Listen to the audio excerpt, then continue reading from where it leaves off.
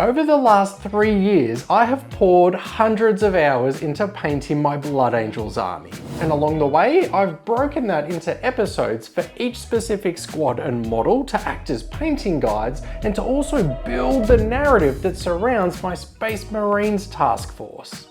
Custom built dreadnoughts, hover bikes, hover tanks, and more jump packs than I know what to do with. And now, before I begin on the Armageddon box set and painting all of those models to join my force, I instead want to pause for a second and celebrate with you all, because each of you have helped motivate me and shape the narrative of my Red Marines. It's one big marathon hobby journey, and I'll jump in and crop out the promotions along the way, and the idea is that you will be left with something that you can queue up and enjoy while you're painting your minis. And there's no better place to begin than the very start, as I pick out my very first box of models for the Blood Angels. After the Blood Angels painting video, I told you that I was worried that I was going to be hooked and that I'd have to start a new army.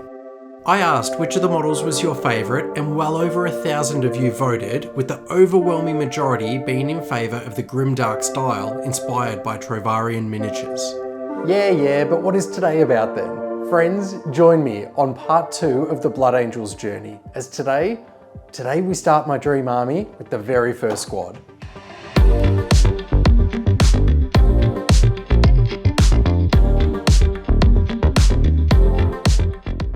The problem that I normally have with jetpack models like these Inceptors are the little clear plastic flying stands.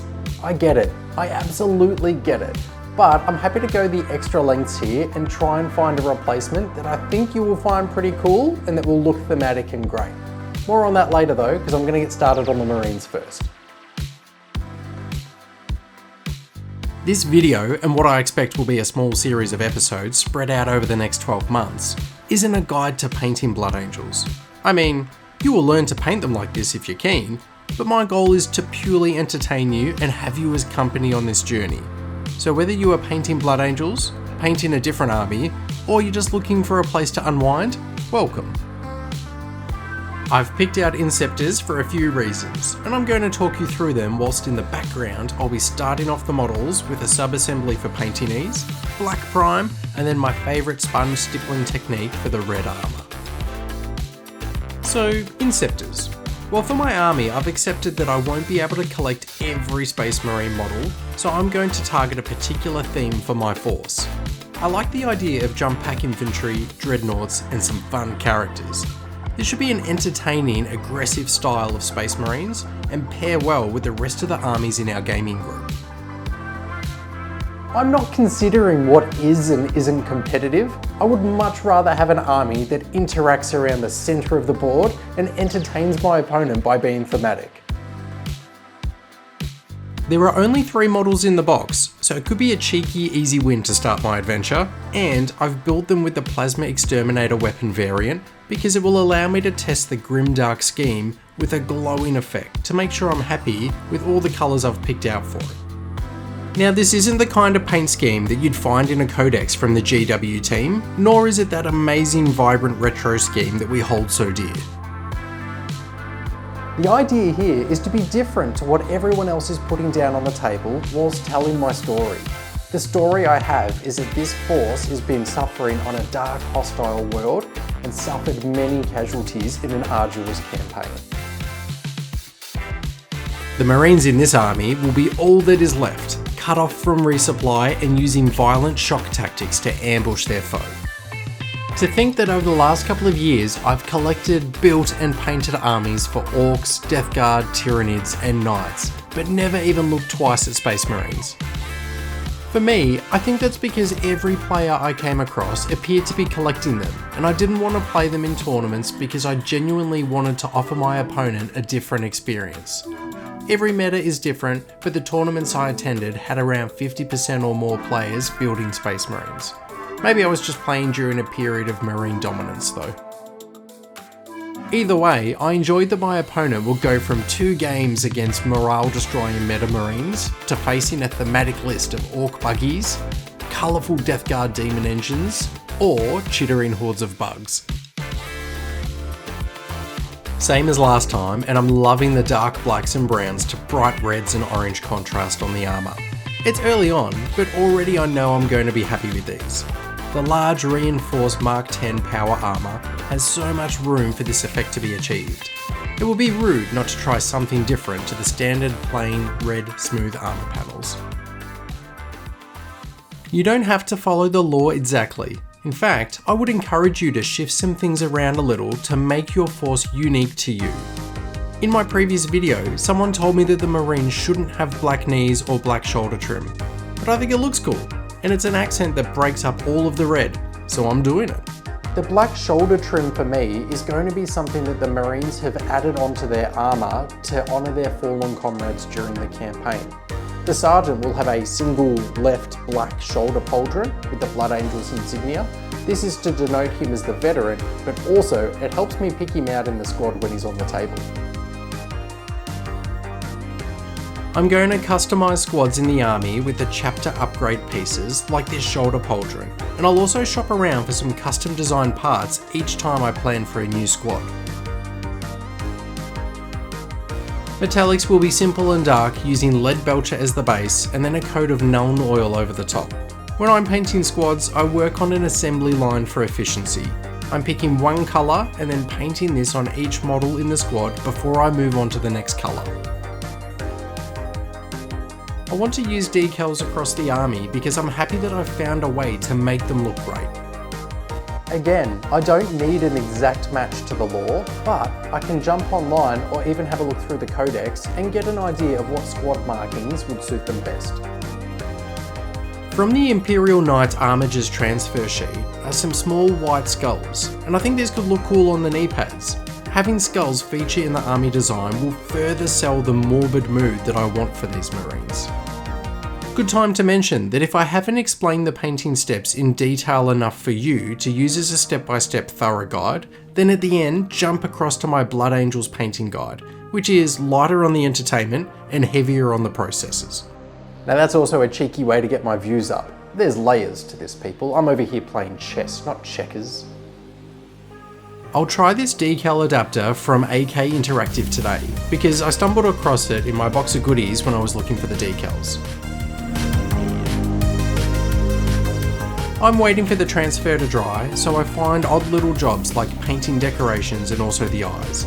I know that the regular Marine lenses look is more detailed and iconic, but I really like the glowing simplicity of a thinned down fluorescent green over the top of the white. What makes these Inceptors so special when compared to standard Marines?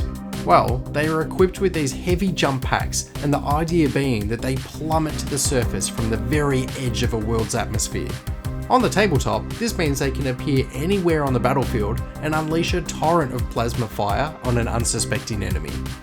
They can't win the battle on their own though, and they play a role of being close support to the battle line squads required to locate, take and hold objectives for victory.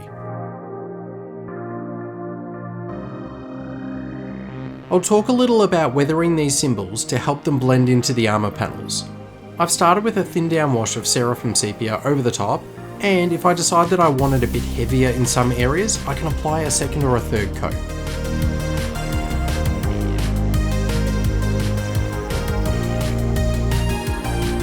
Thinning down some different browns and using them as a grime wash.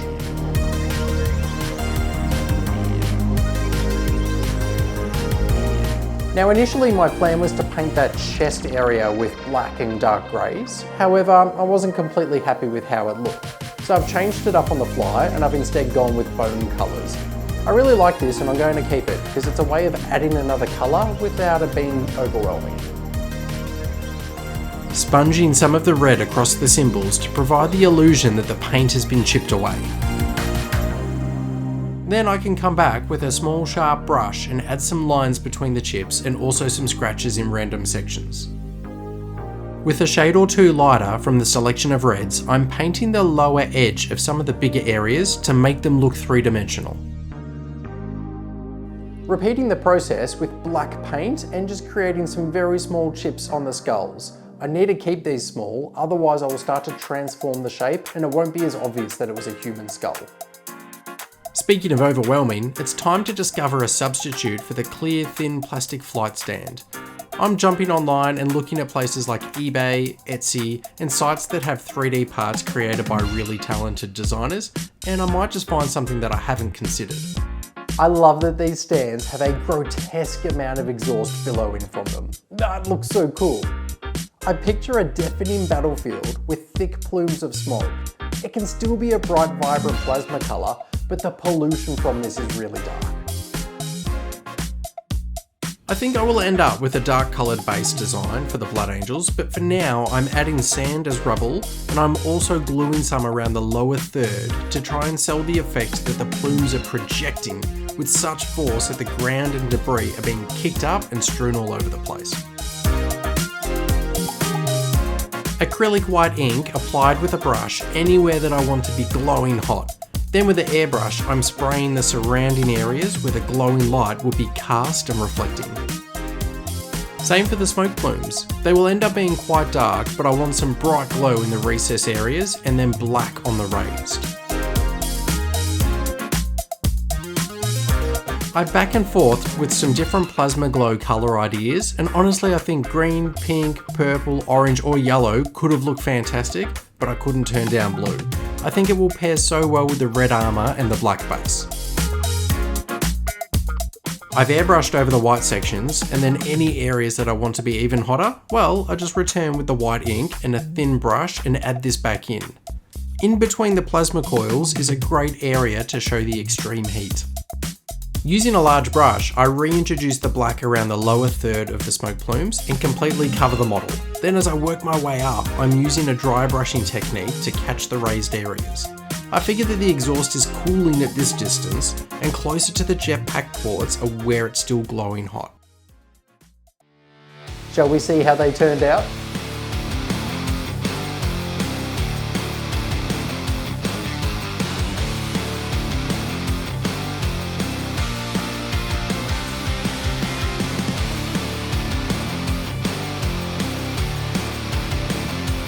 I really like these, really like them. I feel as though I've put about a year's worth of thought into how I would like a Blood Angels army to look if ever I started one. I think that a 2000 point size force painted in this style could look great on the tabletop.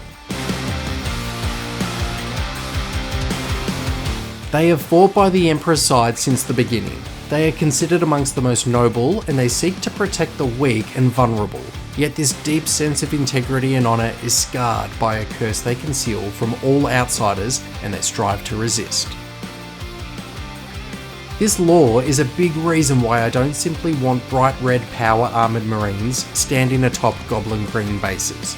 This was my youth and I loved it, but now I want to capture their grim history and paint them in a way that has you asking the question, are they actually the good guys?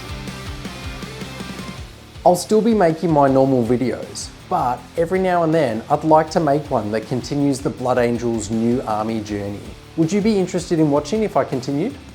And we're at the end of the video. Thank you so much again. If you're looking for ways to support the channel, the best thing you can do is watch more videos and give the ones that you do enjoy a like. If you haven't subscribed yet, you can consider that. And we also have a members section as well if you're in a position to contribute financially. Either way, thank you so much for your support and your kind words that you leave in the comments, and I look forward to seeing you on the next one. I'm Mike, this is Flashing Badger Painting, and you've been watching my video series where I build and paint an entire Blood Angels army from scratch. We tested a variety of different paint schemes, picked our favourite, and then applied this to our very first squad, being the Inceptors with their custom smoke trails. Today the journey continues as I look to introduce the first character.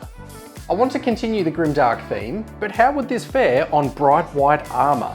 Kick back and find out with me today as I try my hand at the Primaris Biologus Apothecary for my Blood Angels in Warhammer 40K.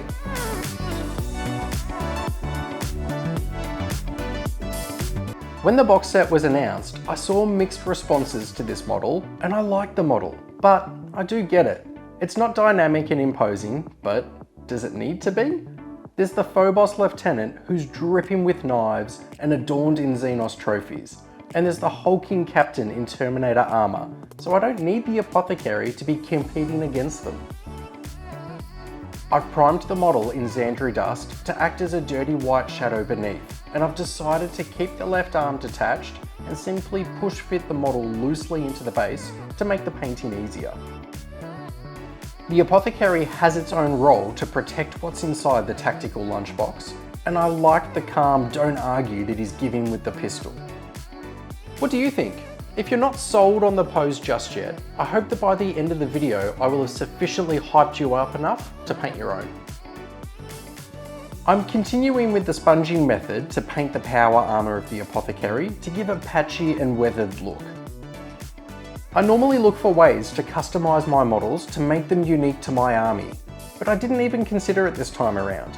Give it a few years and the look may have grown a little stale, but here today, it conveys exactly what I want from an Apothecary. Switching to stippling with a brush for any hard to reach places.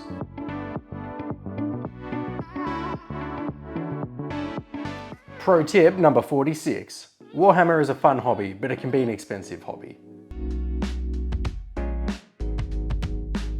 There will be people here that don't know what an Apothecary is, or even what game system this falls into.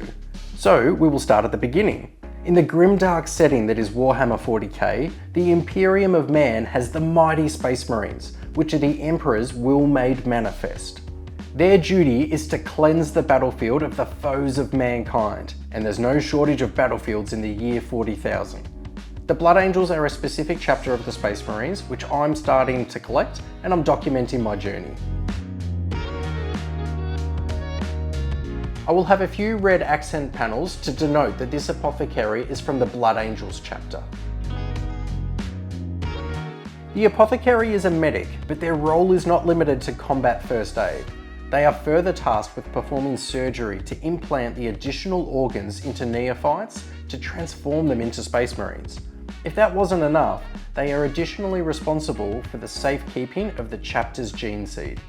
Gene seed is pretty much the genetic material that allows the creation of Space Marines and can be recovered from those of the chapter that have fallen in conflict.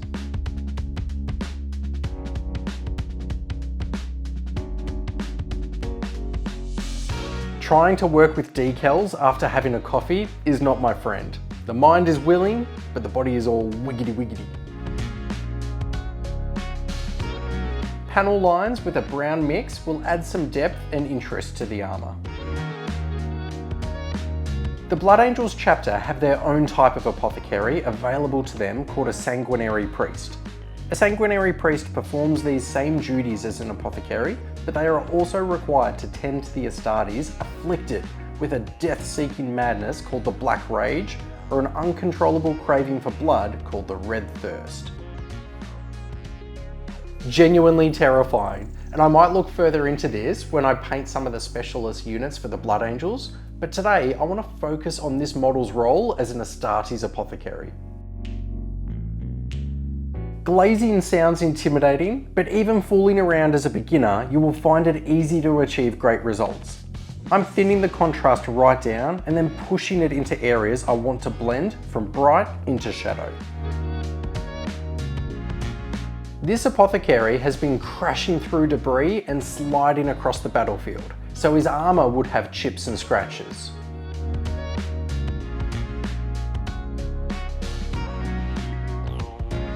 The backpack on our Apothecary has a few more gadgets and gizmos, and this is called the Narthecium. Its purpose is to administer anti-venoms, healing agents, and stim packs, so the Space Marines can be treated during combat. Some of these extra saws and tools afford the Apothecary the ability to crack open power armour or Brazilian nuts.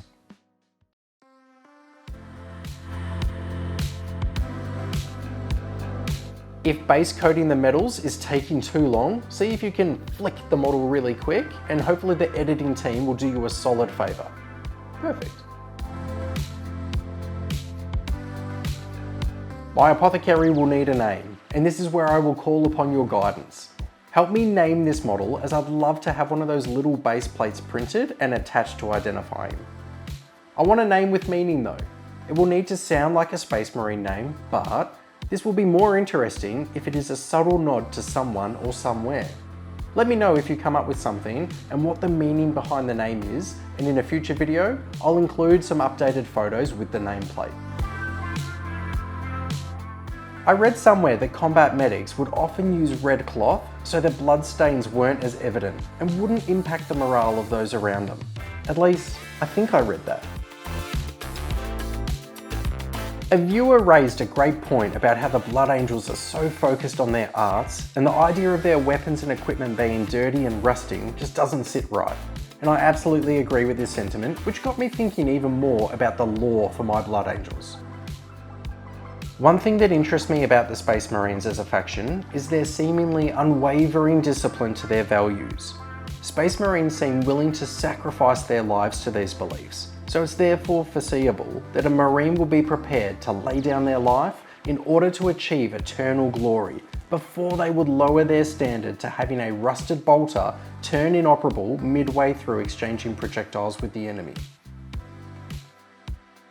Which got me thinking, if I wanted weathered Marines with damaged armour and rusted weapons, and I wanted an Apothecary to be wielding medical instruments likely to cause infection, what circumstances would need to exist for this story to be viable? What I've come up with is that these Marines have competing values and death isn't an option. I've spoken previously about how these Marines are cut off from support and resupply in an arduous and unforgiving campaign of combat. But death now isn't an option because their mission is to stand in defense of a vulnerable world that's of high importance to the Imperium of Man and the Emperor's war machine. This will create an environment that will compel each of my Marines beyond the comfort of death and glory and will force each of them to sacrifice some of these values and traditions in order to achieve their mission. Smack in the middle of this test of tenets will be my Apothecary. This Apothecary will be a man compelled to treat the grievously wounded brothers of his chapter without the supplies he had grown accustomed to in previous conflicts. This Apothecary will be stripped of every capability other than affording preservation of life. This model is carrying a Vivispectrum in his left gauntlet. This device is a biomatter containment with the intention of recovering alien, or Xenos, samples so they may be studied for anatomic and genetic weaknesses to assist in identifying methods for defeating them. I toyed with the idea of having this empty, even broken and rusted, but the more I thought about it, I love the idea that it houses something very important. This Apothecary has managed to recover a sample that he believes is yet to be examined anywhere by the Imperium of Man, and he hopes that it might hold the key to halting the barrage of the Endless Swarm. This lends more weight to why he has this pose of keeping it close beside him and fending off those in close proximity with his pistol. This may also go some way to explaining why his Narthecium isn't getting the required attention, cleanliness and repair. I often sub out any dedicated base piece for my own design, but I like this one. To create more atmosphere and hide the smooth areas of the base, I'm gluing down some sand to act as rubble.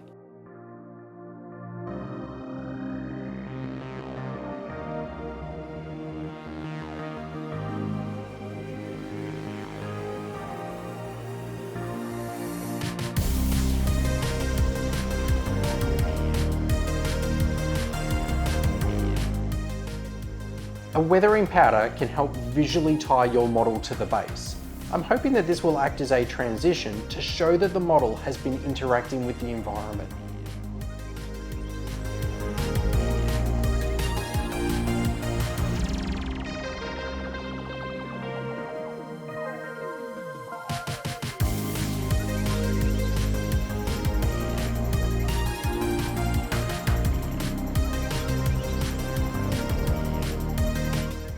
Last time around, viewers were divided on applying transparent inks as object source lighting. I can't stress enough, you do you. I happen to like it, so here it is again.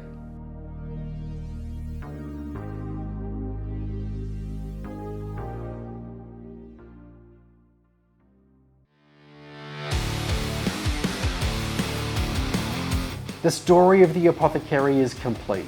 My final thoughts? Well, I'm really happy with it. If I had my time again, I think I would start with a slightly brighter base for the armour, but I do think I've managed to convey my message about just how brutal this campaign has been for this character. The next model I'll be working on for my Blood Angels is a Dreadnought. So I'll be taking one of these standard kits, but then applying some unique parts to it to hopefully make it special for my army. So if you've enjoyed the journey so far and you'd like to see more, please consider subscribing so that you don't miss the next installment.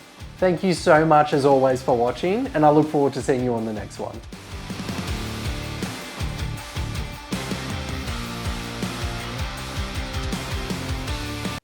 Today is the day and we are going big. It's about time I got serious with the Blood Angels painting journey and introduced some proper power to the army, and we're going to do that in the way of a close combat dreadnought. I'll look to entertain you along the way as I build and paint the model, but I'm already pinging because this is a model that I've wanted ever since I was a little kid, so you'll have to excuse me as I skip the pleasantries and we just dive straight in.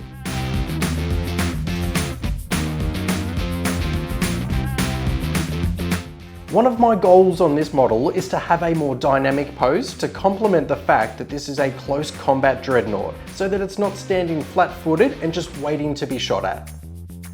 However you build your model, you'll end up with a bunch of spare parts that you can use when creating your next model or base. I play around with different spare parts and use post attack to get an idea of where I can position different elements.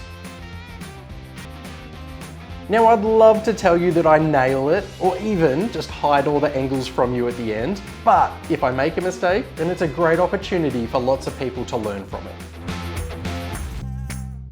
I picture that my dreadnought will be tucked in nice and low and charging towards the enemy, even springing off of terrain and battlefield debris in order to get into close combat. But as you'll see throughout the build of this model, he ends up being tilted back slightly. This is visually appealing in one sense because it opens up the chest and shows off the custom parts and the painting effort that I've put in. But it also kind of makes him look a little clumsy rather than the agility death machine. That's a cool rock band name, by the way.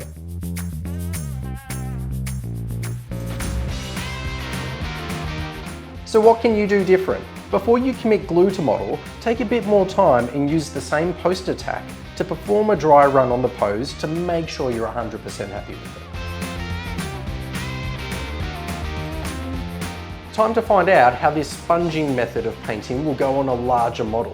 Previously I've been painting smaller infantry size, so I'm getting a bit nervous. I'm excited to include dreadnoughts in my army, obviously because they look fantastic and some are iconic to Blood Angels, but I think this also epitomizes the Space Marines' commitment to service. My Blood Angels force is operating in a prolonged campaign of war with reduced numbers, so each Marine will need to be prepared to continue serving the Emperor and slaying his enemy, even once they've been grievously wounded. And that right there is such a great piece of their unique story. Picture dreadnoughts as acting as a life support system, a sarcophagus, and also a distributor of pain. A grim, dark triple threat, if you will. Dreadnoughts can slumber for centuries at a time due to the incredible strain this places on the warrior contained within, and they are awoken when they are needed the most. So it should be of no surprise to see dreadnoughts pulled from their crypts for this crusade.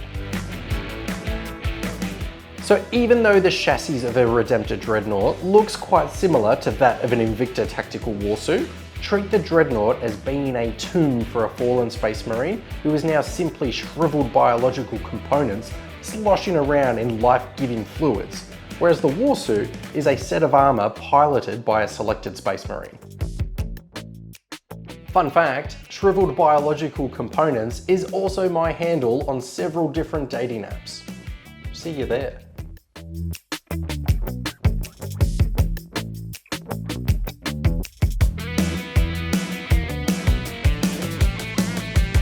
Dreadnoughts are highly revered by their Space Marine brothers given their strength and wisdom, and even in a less visually appeasing state, would surely be benefiting the morale and the will to fight of those around them.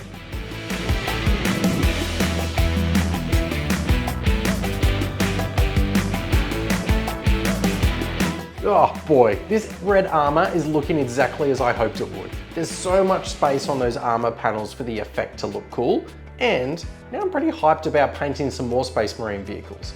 Imagine this look on an Impulsor, or a Repulsor, woof.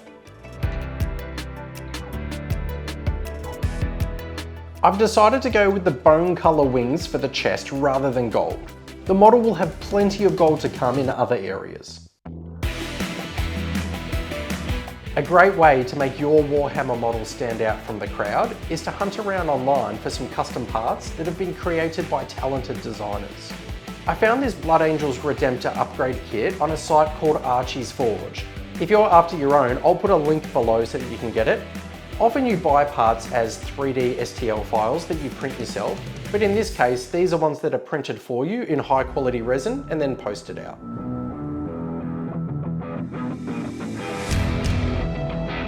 These parts were supplied fully cleaned and didn't require any washing, which is great, but frustratingly means that I couldn't create another saucy hot tub scene.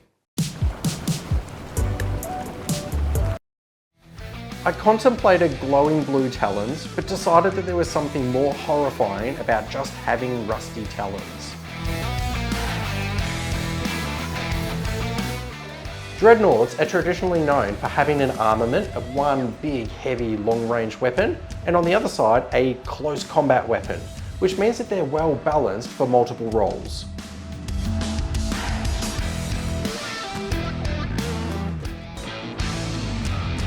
The Blood Angels Furioso Dreadnought is known for being a close combat beast by trading the long-range weaponry for a second melee option.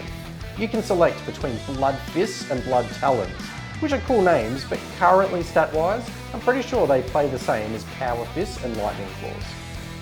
I've equipped mine with the Blood Talons because I think that would look terrifying if that thing was charging at you. But you do you, and if you're not sure on what you'd like, then why not use magnets and you could have both. Then there's the Death Company Dreadnought. I consider this, but I'm secretly thinking that when my army is established and looking chunky, that I batch paint a Death Company attachment with a couple of squads and a Dreadnought. How does that sound? If they are so highly regarded and well maintained, why is this Dreadnought going to be covered in battlefield damage and weathering from the environment? A Tech Marine was available to maintain and prepare the Dreadnoughts for combat. However, a number of factors means they now need to adapt on the fly. This war is being lost and Tech Marines are scarce or deployed. The Dreadnought is without rest or opportunity for repair, as it's constantly engaged in combat. Even if reprieve was granted, resources are in such short supply and are being allocated to areas deemed critical by higher command. That's why this Dreadnought was originally decorated with ornate golden designs and purity seals. However, now they carry the blood and debris from their combats, or in the case of purity seals, have almost all been torn away.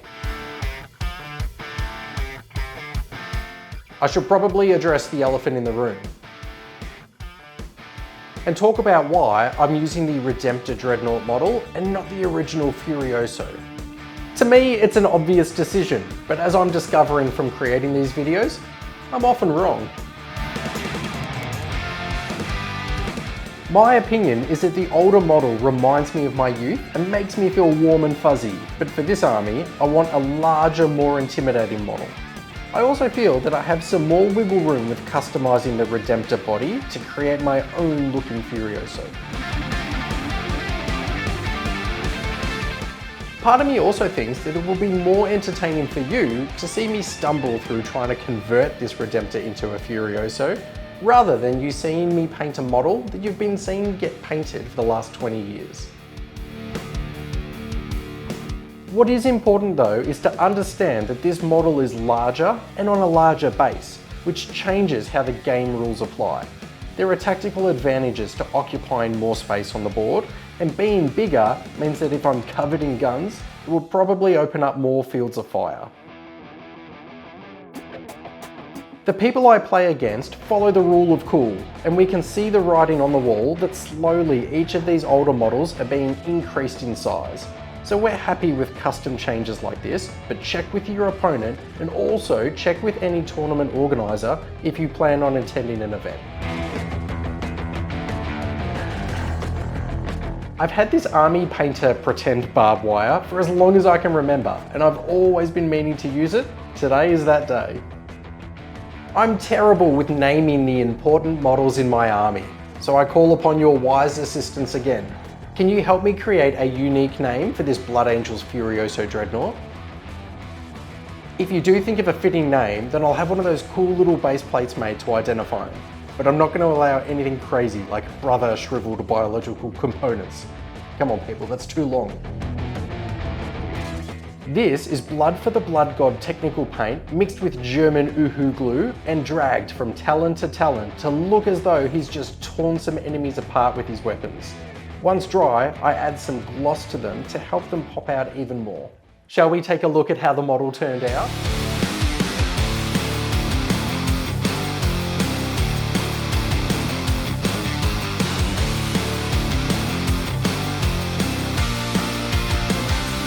I'm so happy with this. If I could pick a different pose, I would, but my painting has come so far over the last couple of years, and I'm proud of what I've created this time around.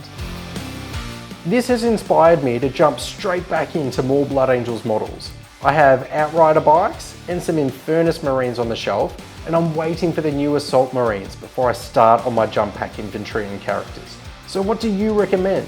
What would you like to see painted next? Thank you so much again to everyone for watching. If you've just found the Blood Angels army journey and you want to see the videos, here's the complete playlist of them here. Or here's another video you may enjoy. Please check out Into the AM and consider picking up some t-shirts. And as always, I'll see you on the next one. I reckon that was it. Which means we're done.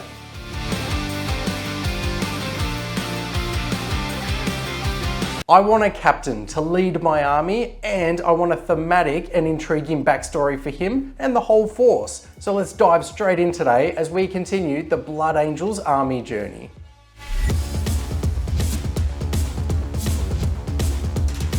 So far we have built and painted a squad of Plasma Inceptors, an Apothecary, and a custom built Furioso Dreadnought. I've spoken in my previous videos about how I'd like my army to be violent, fast-paced, and lean towards jump packs and dreadnoughts. So whoever's going to lead a force like this needs to embody all of those aspects and show signs of resilience, because this is only a small force and it's cut off from resupply and any other support. Plus, they have a vital mission. Space Marines captain with jump pack. Yes. I mean yes, but also no. This is a very vanilla, middle of the road looking Space Marine model. And even for a beginner like us, we get some good news because we can customize it and create our own unique special character to lead our army. I have this video and another one in the works already, where my goal is to give you the confidence to be able to customize models like this to make your army special for you, but keeping it affordable and still have them fantastic looking. I'd like my captain to be close combat focused with some unique weaponry. This should help him stand out on the battlefield, but also give me some exciting gameplay. An ornate storm shield should look great for a leader to carry and stands out a lot more than a bolt pistol. Then on the other side, if we are looking at a single-handed melee weapon, it has to be the Thunder Hammer. I'm not going to be worrying about what is the optimal best loadout for my captain to be fitted with for the current rules, because I found that rules change every edition and even every couple of months. So I'm thinking more long term. How do I want this model to look on my shelf, and how do I want it to represent my Blood Angels? If a competitive loadout for your captain is a concern for you, then magnetize him. You don't even need to paint the other 4 lots of arms right now, but you'll forever have that option.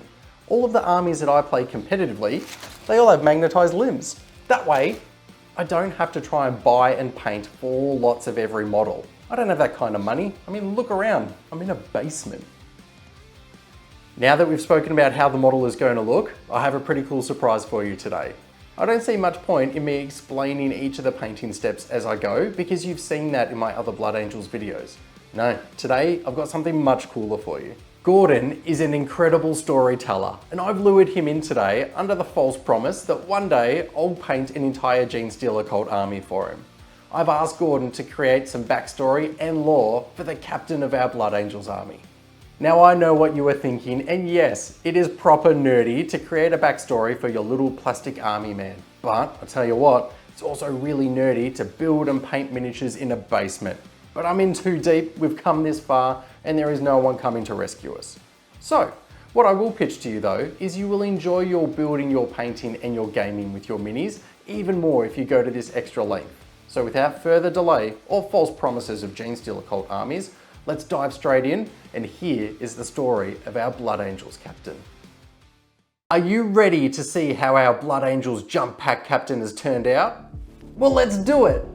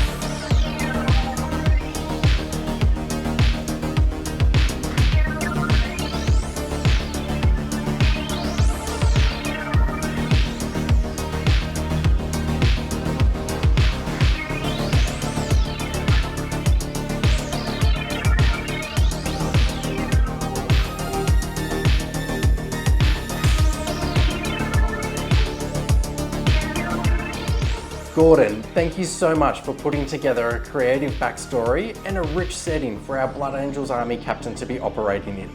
Now, Gordon gave up his own time to put this together just for the love of the channel, so please give him a whole bunch of support in the comments below. We here at Badger Incorporated are delighted to announce our partnership enterprise with the Death Company, who I am reliably informed are a legitimate business registered for tax purposes. That's right, the Blood Angels painting journey continues this week with the Death Company.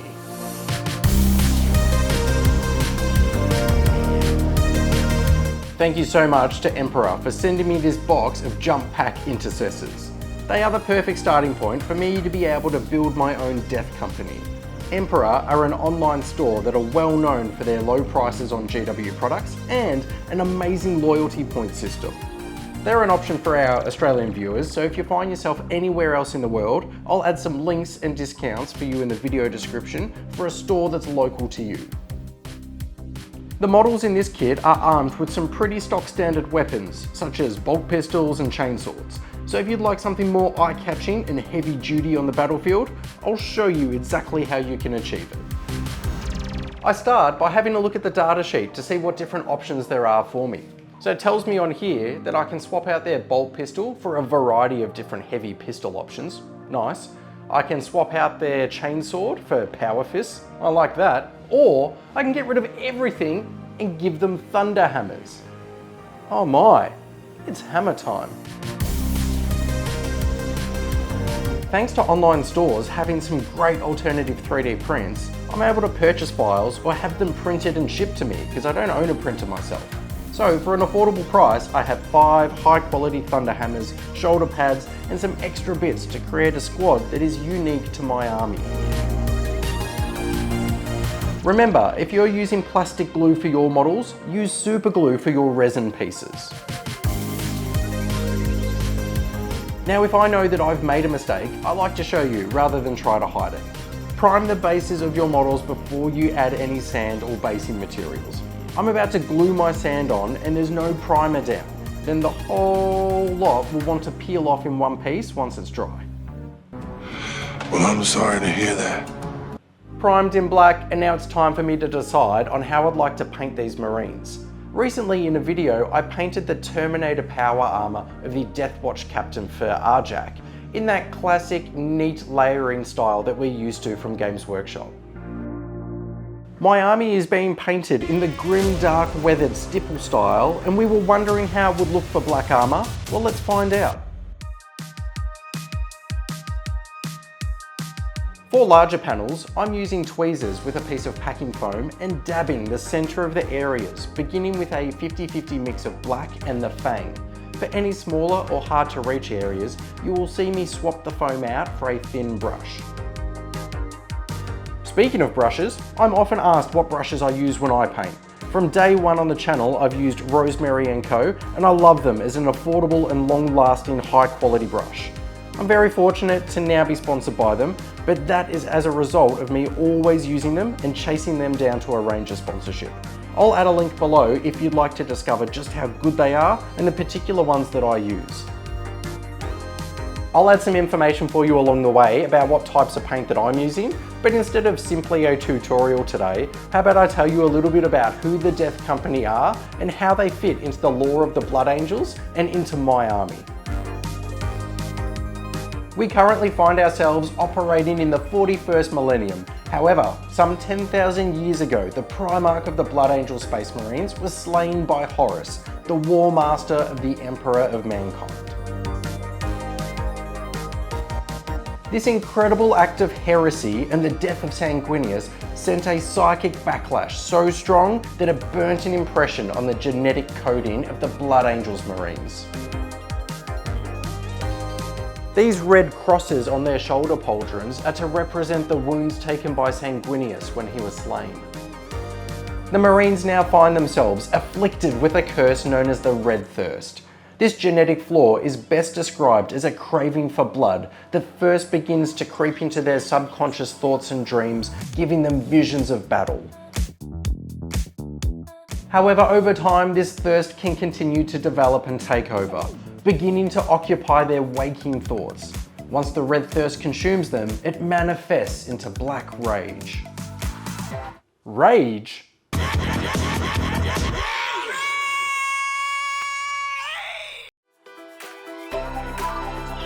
With the Black Rage having taken control of the Marine, they leave their squad, don the black armour and fight in the Death Company under the guidance and control of the Reclusiarchy.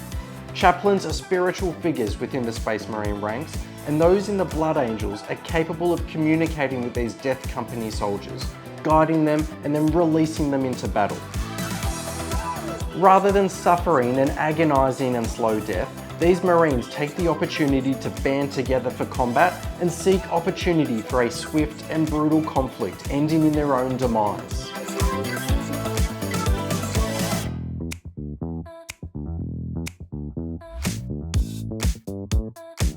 If this is how the Death Company find themselves in Warhammer 40K, then what circumstances must exist for us to find them in a smaller force that is cut off from support and resupply on a forsaken world? The Marines in Strike Force Forlorn Peril were still reeling after suffering crushing losses in their ranks at the talons of the Great Devourer, and a change in command when they saw their leader fall, promoting Lieutenant Sirius Corridin to Captain. Already being pushed to their limits, this company were then assigned with the mission of delivering a reprisal strike deep into the heart of Hive Fleet Leviathan. Suffering self-doubt and being exposed to prolonged conflict, cut off from support and resupply, has been a spawning ground for the Red Thirst within each of my Marines. I plan to add a chaplain to my company in support, but despite his commitment to faith, there are too many of his brothers requiring guidance, and it would take a contingent of the Reclusiarchy to keep the cancerous subconscious thoughts at bay. The Red Thirst is building within the ranks, and the Black Rage has already come for several of these Astartes. The patchy and scuffed black armour they wear is a true reflection of their own time-sensitive artistry and the close combat they find themselves embroiled in with an unrelenting adversary. If everything is so grim, the combat so brutal, and their armour is forged between volleys of death, then why is the gold trim so shiny? A fair question. I tested a little with a darker version like Balthazar Gold first, but honestly everything was just so dark. Black armour, dark gold trim, dark red accent panels. I felt like nothing was actually going to help them stand out on the ruined battlescape.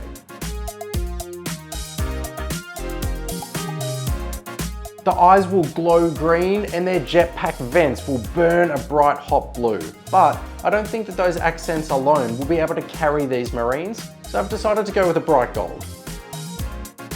Give me an idea story-wise why you believe these Death Company Marines could have bright gold trim on their armour. Let me know below. Already some ideas that come to mind might be that it's the civilian inhabitants of this world that are cleaning and decorating this portion of their armour moments prior to battle, knowing that they are presenting each Marine for their final moments, and it's a way of honouring their sacrifice. But you're smarter than me, so what have you got?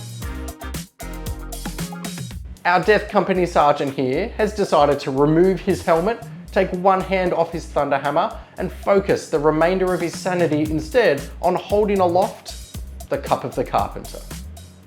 He chose poorly. And speaking of this sergeant, I wonder how rank works within the Death Company.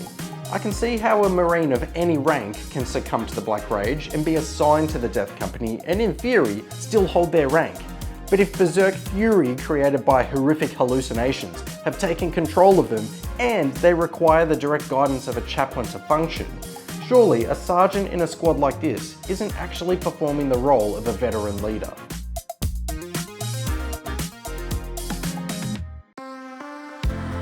So I picture in a squad of 5 Marines, you could in theory have 2 of them that hold the rank of sergeant. On the data sheets, there's no mention of sergeants or war gear options for them, so I could have my head around this. Might not though.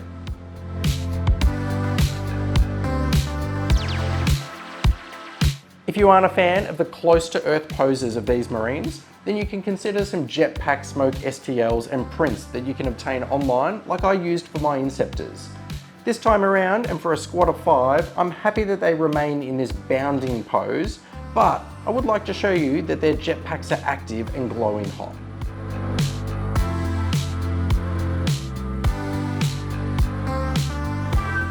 Using my airbrush, I've sprayed titanium white ink from Liquitex. I put that on first where the center of what I'm spraying will be the middle of the vents, and I allow the areas that overspray to be where the light is cast.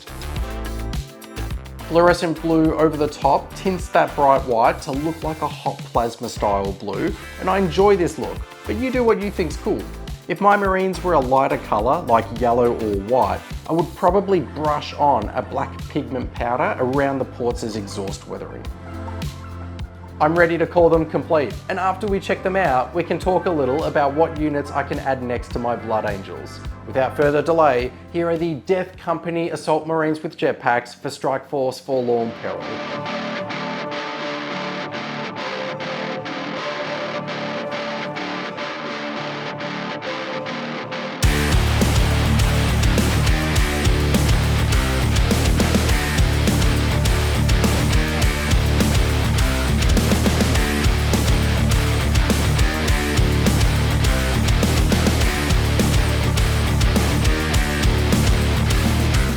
These were a lot of fun to build and paint, including this guy who is just pointing at his hammer. This reminds me of the way that when you were mucking around as a kid and you were on your final warning and your parent would just point to the wooden spoon. Oof, no words were said. Still hurts when I sit. These people right here are the channel patrons, and thanks to their financial support, I can sit in my basement and make these dorky little videos. So to each of you, thank you so much for your encouragement. I also hope you like the paint pot ideas, because that's where the budget's going.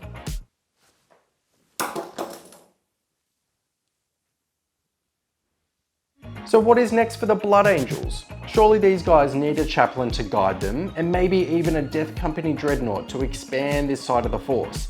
Otherwise, I have Outrider bikes, more Assault Marines, or anything else you recommend to me.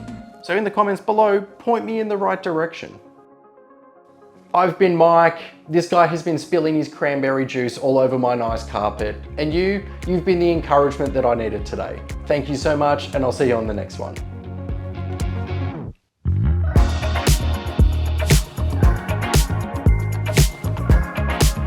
Today marks the 2-year anniversary of the channel on YouTube, and I'm celebrating by adding a couple of extra units to my Blood Angels army, and also looking at how the army is progressing overall. So kick back, relax, and unwind, as together we enter episode 6 of the Blood Angels army journey.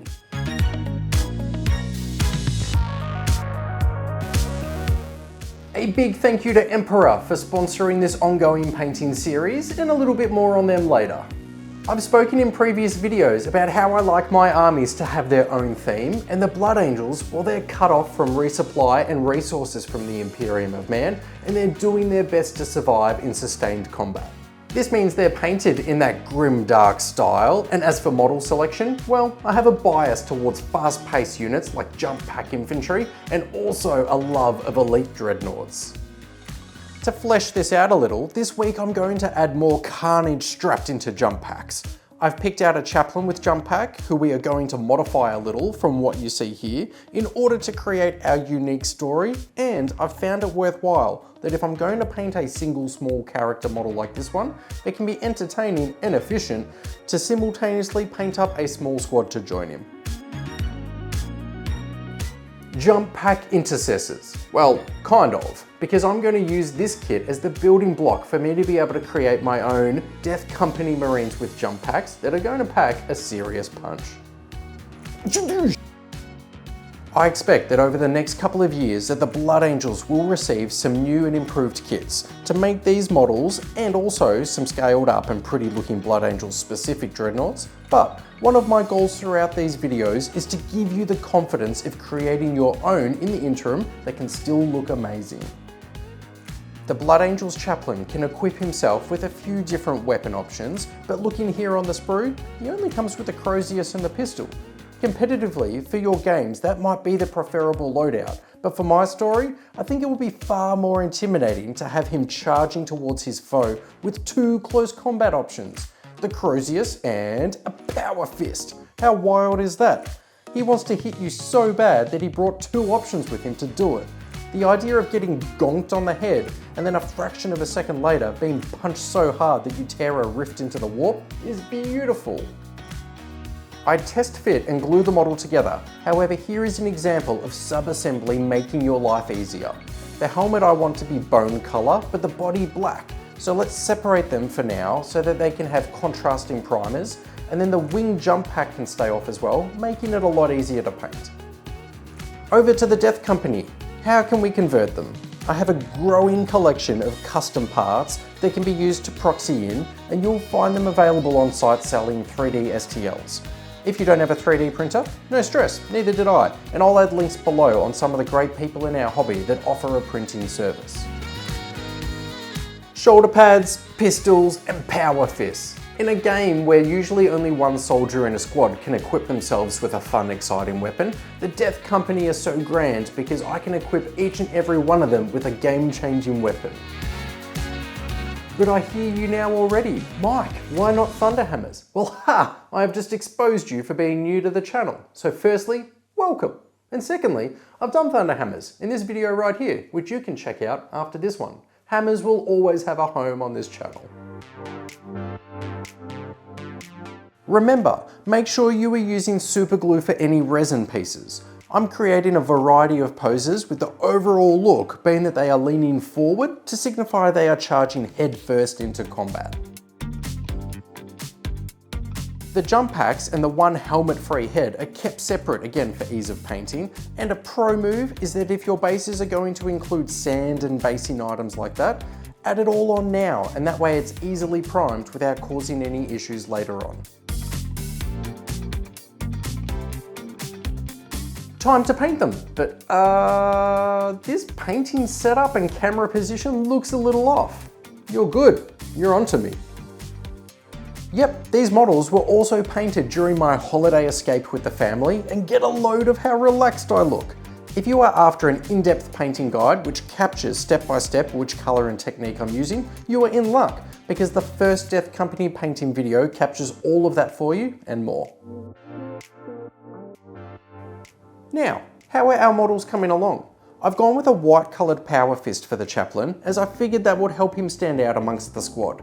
His wings are iconic, but I'm painting him quite dark, and size-wise, he is no more imposing in build than the Death Company Marines themselves, so the bright white addition should help him pop out from the table.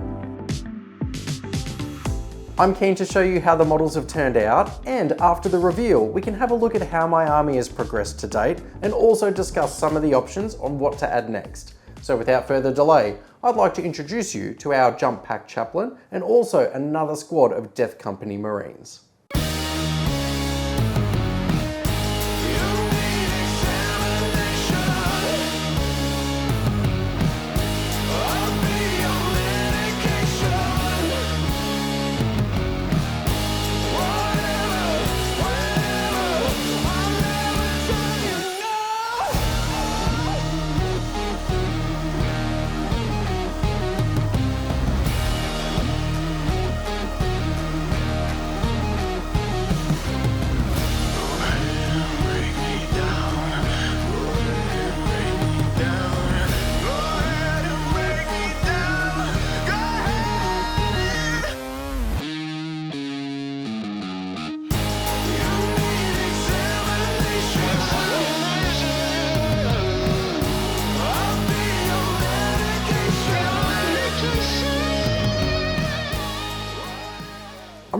happy with how the models have turned out, and also to score a couple of days off work to be able to paint them. It's quite rare, so I'm chuffed. Now, I'd love your recommendation on what to name the chaplain, and as always, you get bonus points if you tell me below the theory behind why you chose that name. I'll shuffle the set around a little now so I can show you what my army looks like to date. Here we go. Holy smokes! I know, it's not a huge amount of models, but I'm still really proud of myself. I'm juggling all the other work for the channel, but keeping some momentum here. So who do we have? There's Captain Sirius Corridin, who was thrust into promotion early upon the fall of the company's leader. Sirius carved his own storm shield to commemorate his fallen angels. He leads a squad of 5 Death Company Marines armed with thunder hammers and an unquenchable thirst to bonk. Up the back was the first squad that I painted, the 3 Plasma Inceptors. None of the units I build and paint will be exactly matching the official colour schemes and unit doctrine, and that's on purpose. I like the look, but also they are isolated from the Imperium and fending for themselves. They are starting to create their own unique customs. Speaking of making the best of what you have available, our Apothecary, or Sanguinary Priest here, finds his equipment falling into disrepair. His intelligence and mission focus have led him to the discovery of an important artifact that he genuinely believes that can turn the tide of this war. He is charged with ensuring its analysis and extraction. And never is there a more appropriate setting for the argument of being able to serve even upon death in this sarcophagus of the mighty Furioso Dreadnought. Built from the new Brutalis kit with some extra add-ons, he is the first of what will hopefully be a handful of stomping dispensers of death. And there's our chaplain and new squad of Death Company with power fists. And remember, all of the models that have been shown here also feature in their own episode within this painting series. I'll add some links below in the video description so that you can check out your favourite, and not only will they show you painting techniques for them, but we'll also explore the official Games Workshop lore, as well as the background stories that I've created for them. Which segues us beautifully into what is next for the army. What's next? Well, you tell me. Tell me what it is that you think can add to the theme of my army and that you'd like to see me paint. I was thinking of a video where I paint up 2 more Dreadnoughts for the Blood Angels, could be a huge hit. Or maybe even I lean into the fast-paced side of it and paint up a squad of Outriders. But you might have something completely different. Have a look down at the comments, and if you see one that captures your fancy, click a like on that so I know, and if you don't see it there, well, you add it as a comment and then I'll know. And these people hovering around me are the amazing channel patrons who financially support these videos, so thank you so much. To give you an idea of how amazing they are, well, if I was forced into a position between saving them, Rachel, or Harvey Dent, I'd pick Rachel every time. But I mean, after that, I'd definitely pick Dent. Gotham needs him. But what I'm trying to say is, they'd be missed. I'll level with you, that's not my best analogy. If you've enjoyed the video, please leave it a like, because this helps tell YouTube that they should recommend it to other viewers within our community. Come check out our Patreon and our hilarious Discord server. And other than that, by all means, crack open the playlist to look at each of the Blood Angels painting journey videos. Then, and only then, will I see you on our next video. Thank you so much.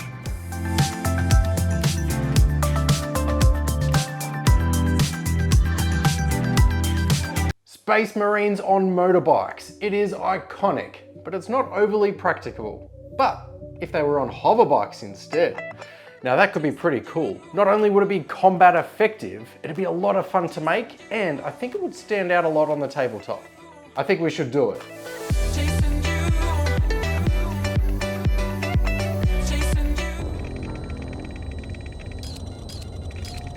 Yes.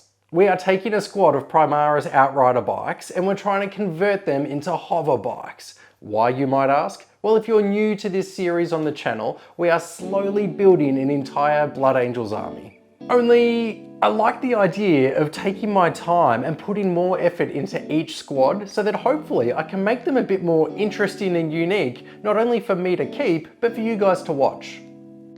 The kit itself is 2 sprues, one large and one small. I'm starting off by cutting bits out, but it's not long into the instructions to build the model that I already need to start thinking about the custom parts.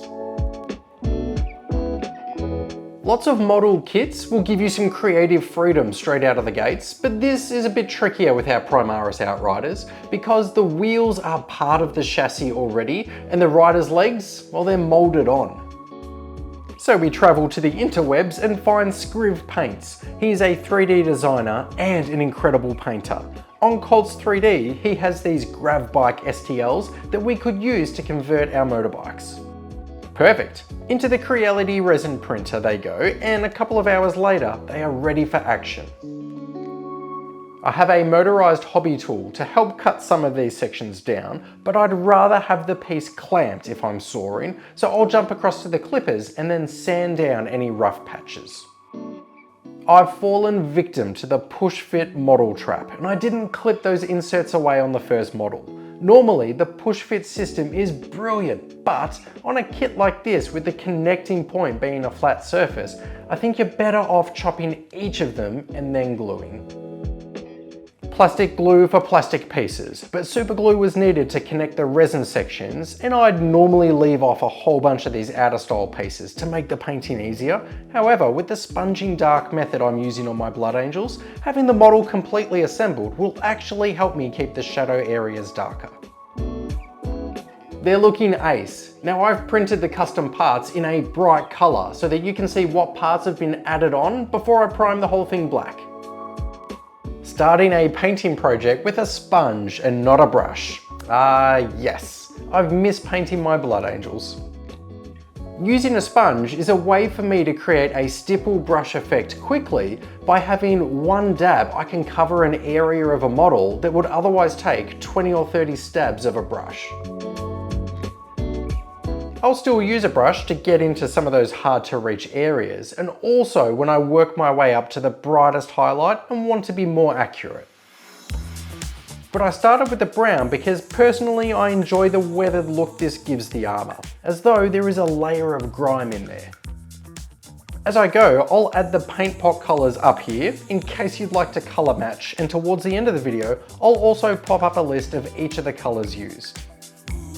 Now I just double checked and counted, and it has been 8 videos since my last dedicated Blood Angels update. I think my goal was to have it as every 3rd or 4th video, so I dropped the ball there a little, and last time around I put up a poll and asked you what I should paint next.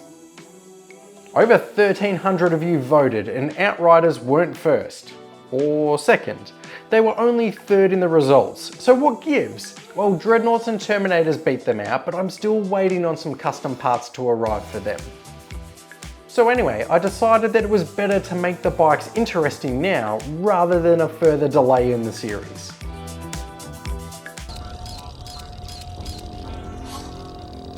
I need your clothes, your boots, and your motorcycle.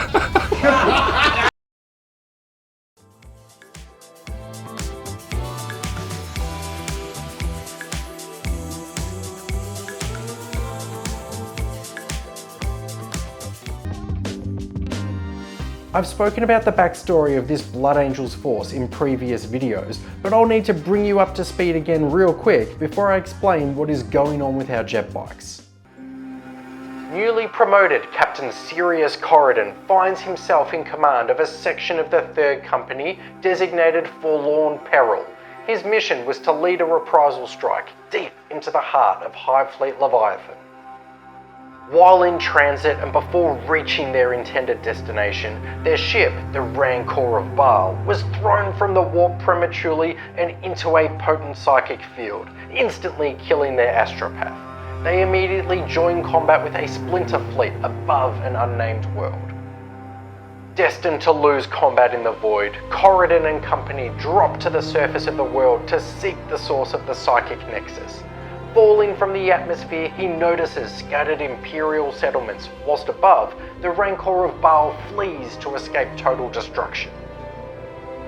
Corridin and his men are now cut off from reinforcements, resupply, and the light of the Imperial.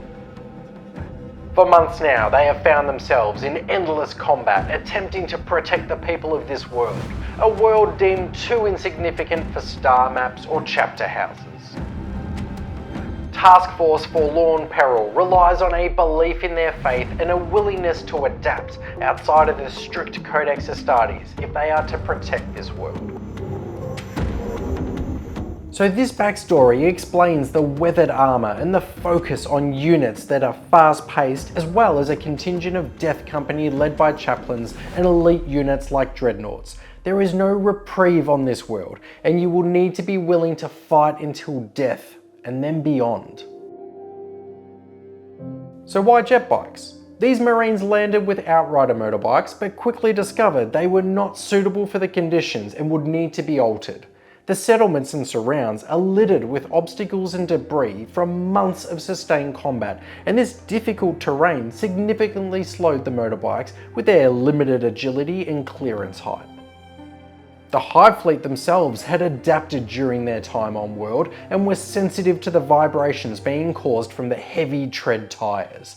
The company's Soltech Marine analysed the data contained in each after-action report and is encouraged by Captain Corridin to display initiative to solve problems. The outcome? Well, he liberated some industrial supplies from one of the planet's now idle mining corporations to create bikes that are capable of hovering. Motocicleta. Sorry about that. Outnumbered and outgunned, the company's Marines can now employ additional hit-and-run tactics thanks to the increased stealth, and the stability on the mounted weaponry allows for more effective ranged attacks whilst on the move. A knock at the door interrupts my narrative flow. This had better be good. Oh my. Well, what do we have here? One of you magnificent individuals has sent me marshmallow fluff? What is this madness? This nectar of the gods. Wait a second, there's a whole bunch of stuff in this box. Tim, you crafty pooch, you've gone and painted me so many Blood Angels models in my style to join my army. What on earth? Did you cave because I hadn't made one of these video updates in so long? If that's the case, I'm not going to make any more, and you guys can build me an army. I kid. Thank you so much to you and the amazing family for these gifts. Tim gets a pass on this one, but you guys aren't allowed to send me your amazing models. They're for you to keep. Marshmallow magic though. You guys are more than welcome to send me snacks. You'd think I'd say no to that? I'm not made of stone. Thank you so much to all of these amazing patrons. Your support means that I can continue making these dorky little videos. Don't ask me to share the marshmallow fluff though, I won't do it. In fact, by the time you're watching this video, know that I have consumed all of it. No regrets. Where were we? Right, Space Marines on the move. On the move indeed. Let's have a go at making our own bases for them. I want my models to stand out, so I'm going to keep my bases dark and simple. That might sound strange, like surely I should just create the most thematic and extravagant bases, right? On a single model, I think that looks great, but army-wide, it could be too busy. I want to show the ruined roads, and this will give me an opportunity to play around with cork, because last time I did, it bent a little. One of our amazing viewers, VY78, gave me some great advice, so I'm taking it on board and testing it out. I've cut the pieces of cork out, torn the edges, and rather than sticking them on the plastic oval base now, they've been glued together with PVA and squished together beneath some heavy books for a couple of days. Now they have dried hard and flat without any curling or warping. Thanks so much VY78, I owe you one.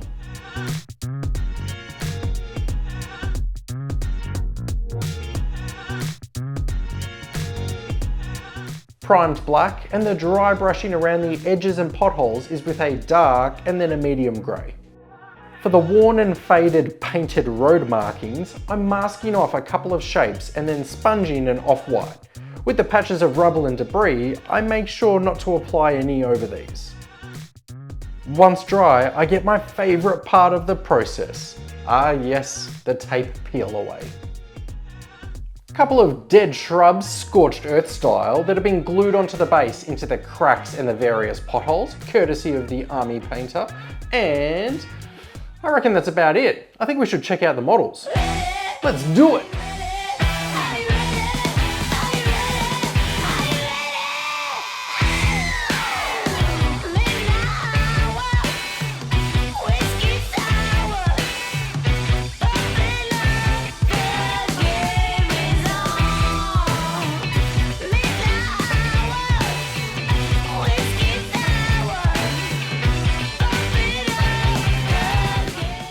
here's a list of the paints I used to paint the Blood Angels Marines today, in case there was a section that you'd like to color match. And did any of you notice that the Sergeant has 2 helmets? As in, he's wearing one and the other is on his hip?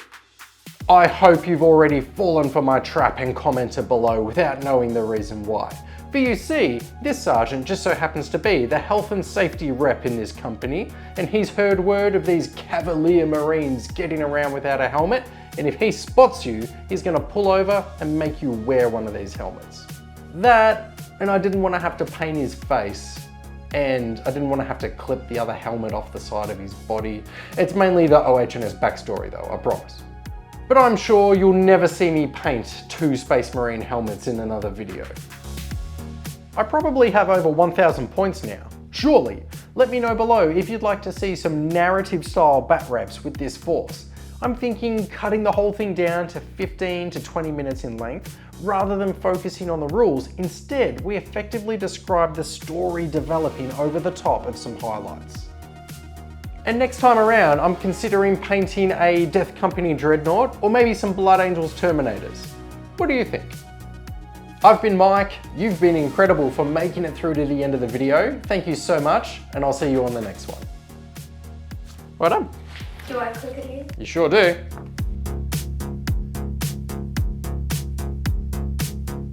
I told you I would be back, and this week the Blood Angels army gets a little bit bigger as I intend to paint up a squad of mean looking Terminators. I have a few ideas on how I can make them look unique, so queue up your snacks, break out your paints, and join me as today we paint some Blood Angels Terminators. Now somebody hit that intro button.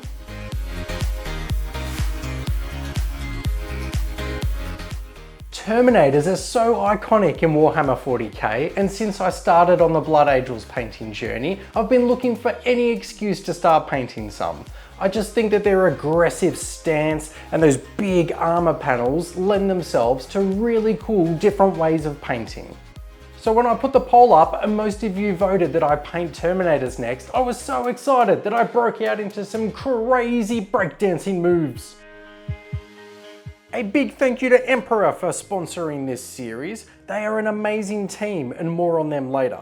Today we are going to take a closer look at the sponging and stippling method as a way to generate a weathered armoured look, and we will explore some ways to make areas like our model's eyes and those lenses really pop out on a dark model like this, all whilst keeping it simple and achievable.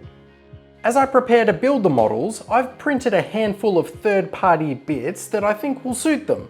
If the odd part fits and looks nice, that's a bonus, and I like the idea that my models will look a little different from most people's. These ones are from Grey Tide Studios for info.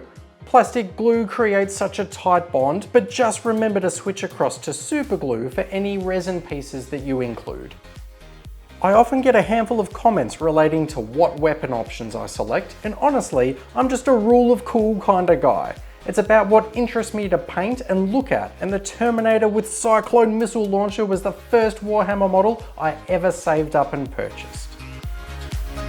I still remember it. I was a young kid working my first job at a cafe scrubbing dishes, and after work I ran down to Mind Games and found this model on a blister pack on one of those spinning stands. The model is built and I've primed it with black, and I'm going to add my base of sand and cat litter now, just so I'm not trying to add this later once my model is looking pretty. And I begin with the sponging and stippling with a brush. You've seen me perform this technique before, but as a reminder, or for those that are new around here, okay, oh my god, hi, welcome, my name is Mike. Anyway, I'm thinning my paints down the same as if I were painting layers with my brush. The sponge itself is a piece of packing foam, and I'm just dabbing that onto the model. Now there are plenty of hard to reach places, so I never try and force it. Instead, I switch across to a brush and I'm almost like a tattoo gun here, and I stipple the paint on in a jabbing motion. The black base is important because parts of this will be left behind, and this acts like shadows. And the brown first base coat is all the dirt, grime and battle damage that your genetically enhanced super soldier has accumulated and is wearing with the pride of any chapter honour. You can see that I'm working my way through the reds from dark to light, and I pop the colours up here in the corner, in case you're the type that wants to colour match. But those aren't the colours that featured in my recipe over a year ago when the army started, so what gives? Yep, I'm happy to stray outside of the lines with my own painting recipe and just let it develop over time. Recently I've been really enjoying painting with the Army Painters War Paint Fanatic range, and in particular their new John Blanche Masterclass series, which are a lot darker. I'm really happy with how the armour is looking. A few of the panels haven't been touched, and that's because I will go with a secondary accent colour here, just for some variety. And as I shift into painting these, let's take a look at how this squad fits into our Blood Angels Strike Force Forlorn Peril. The last time we left our story, the mighty Imperial vessel, the Rancor of Baal, was en route to deliver a reprisal strike to Hive Fleet Leviathan, but they were pulled prematurely from the warp due to a psychic overload that killed their astropath. The cruiser dropped immediately into orbit with a Tyranid splinter fleet above an unknown world. Captain Sirius Corridin, charged with command, sensed the dire outcome likely to occur in orbit, and he has led a company dropping onto the surface of the planet in an attempt to identify the source of the psychic nexus. The Rancor of Baal has fled, and now the company find themselves cut off from support, resupply, and the light of the Imperium. I think it's fitting that a squad of Terminators dropped at the same time. However, they used a teleport relay to blindly jump onto the planet to avoid the risks associated with dropping from craft or drop pods and attempting to navigate Tyranid attacks upon their descent. Vox comms are down, and this squad of Terminators have spent weeks making efforts to link up with Corridin's company, leaving a wake of slaughtered Tyranids behind them. They are low on ammunition and their armour is caked in debris and damage. Will they make it back to support Captain Corridin and his Marines? Back to the painting. Now the model is very dark overall, so I'm looking for a few ways to bring some brightness to just a couple of select areas. I picture overall that the Terminator is in this low-lit dark environment that's really dusty, and he's just stomping through these ancient ruins. So I'd love that the first thing that we see through the cloud of dust are these piercing bright eyes and weapon sensors. So I use a bright white for the base, and then I apply a coat of semi-transparent fluorescent colour. You can leave it as it is, but I spend another couple of minutes with some thinned right down greens to the point where they are just coloured water, and I glaze this below the eyes of our Terminators. I like the way that this helps sell the glow effect. And speaking of glowing, get a load of the radiance that these amazing people are bringing to the channel to make it look so pretty around here. They are supporting the channel financially for as little as $1 a month over at Patreon. To give you an idea of just how amazing they are, each of them have been supporting the channel for a long time. And by shouting me cups of coffee through Patreon, they allow me to stay up late at night and edit. I wouldn't be able to do that off tea 1,000 times. Got there. Skynet. More layers of grime, more. Thinning down a brown and an orange, I can cut laps here, washing this into the recess areas to look like rust. Now's a pretty good time to ask you what I should add to Strike Force Forlorn Peril next. The theme is mainly jump pack fast moving models and also elite dreadnoughts. I only have the one Furioso Dreadnought so far, so we could look at adding something like a Death Company Dread. Or maybe you were itching to go bigger again and have a tank in mind. Or maybe you are sensing that I need some more troops. Either way, let me know down in the comments what way we are leaning, and the videos can continue to follow the love of the community. Speaking of community, we have a hobby Discord that you are welcome to jump into and hang out with us. And our podcast is zooming along and we are having so much fun, so come join the other listeners and have a laugh. We've just finished off our RPG set in the Warhammer 40K universe, and I know that you will love it. Can I interest you in checking out some grim dark Terminators painted in an ominous style? I can? Then let's do it!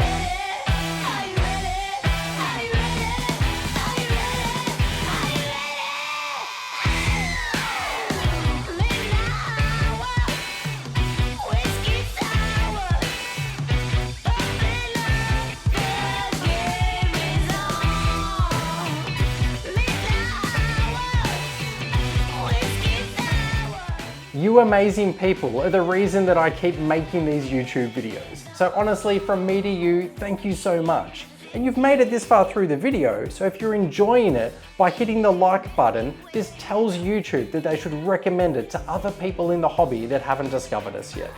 Now, I mentioned the Discord community, and I have a little bonus extra for you as you're leaving today, and that's in the form of inspiration. The Discord community have been painting up squads of Terminators as well, and I'd love to show them off to you. So please, thank you so much again for hanging out with us today, and now, get out of here. I'll see you on the next video.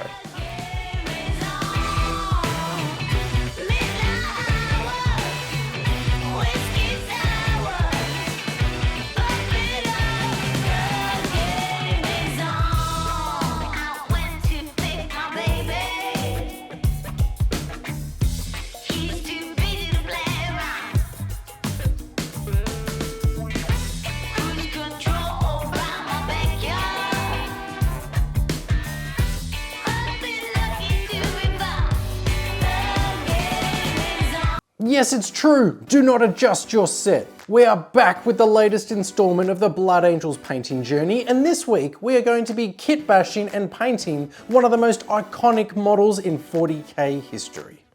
And along the way, we are going to explore different painting techniques such as sponging the grimdark power armor and some weathering effects and crystal blades on our force weaponry. And to keep you entertained as we go, we'll also have a deep dive into how librarians fit into the Warhammer 40k universe, and more importantly, this particular model and the role that it will play in my own custom Blood Angel strike force. Cue the intro, because with the fate of humanity hanging by a thread, there isn't a moment to waste. Welcome to the long overdue video of where we paint an amazing dreadnought of the librarian variety.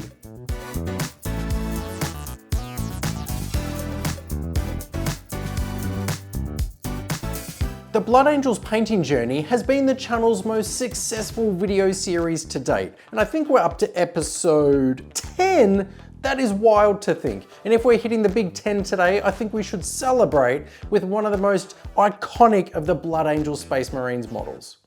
And I can't even take the credit for it, because one of my favorite aspects of this painting series is that you guys are in the driver's seat. And when you voted last time, well over 1,000 of you, the Librarian Dreadnought absolutely walked it in.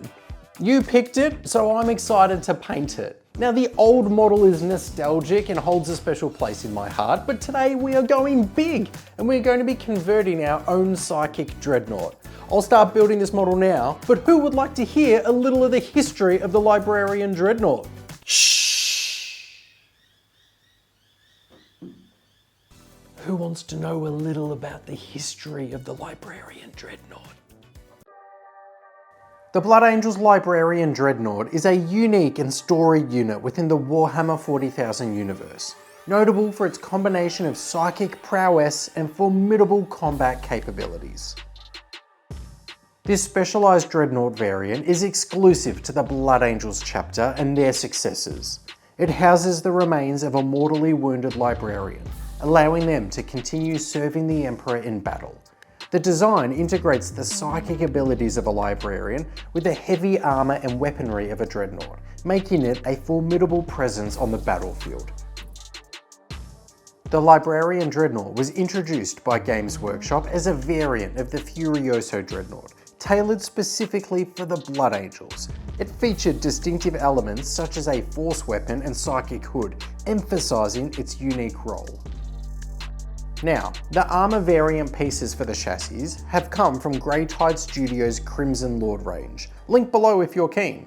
The Force halberd has come from some light googling, and a special thanks to Proxy Wargaming for printing all of these parts in highly detailed resin, and that's a service that they offer. Does anyone remember when this model was first released? I feel like it was probably around 5th edition. I know there was an old metal model back in the day that had the banner that read Furioso, but I don't think there was the Librarian variant until the plastic kit. Over time, the model has seen limited releases and has become a sought-after piece for collectors and enthusiasts.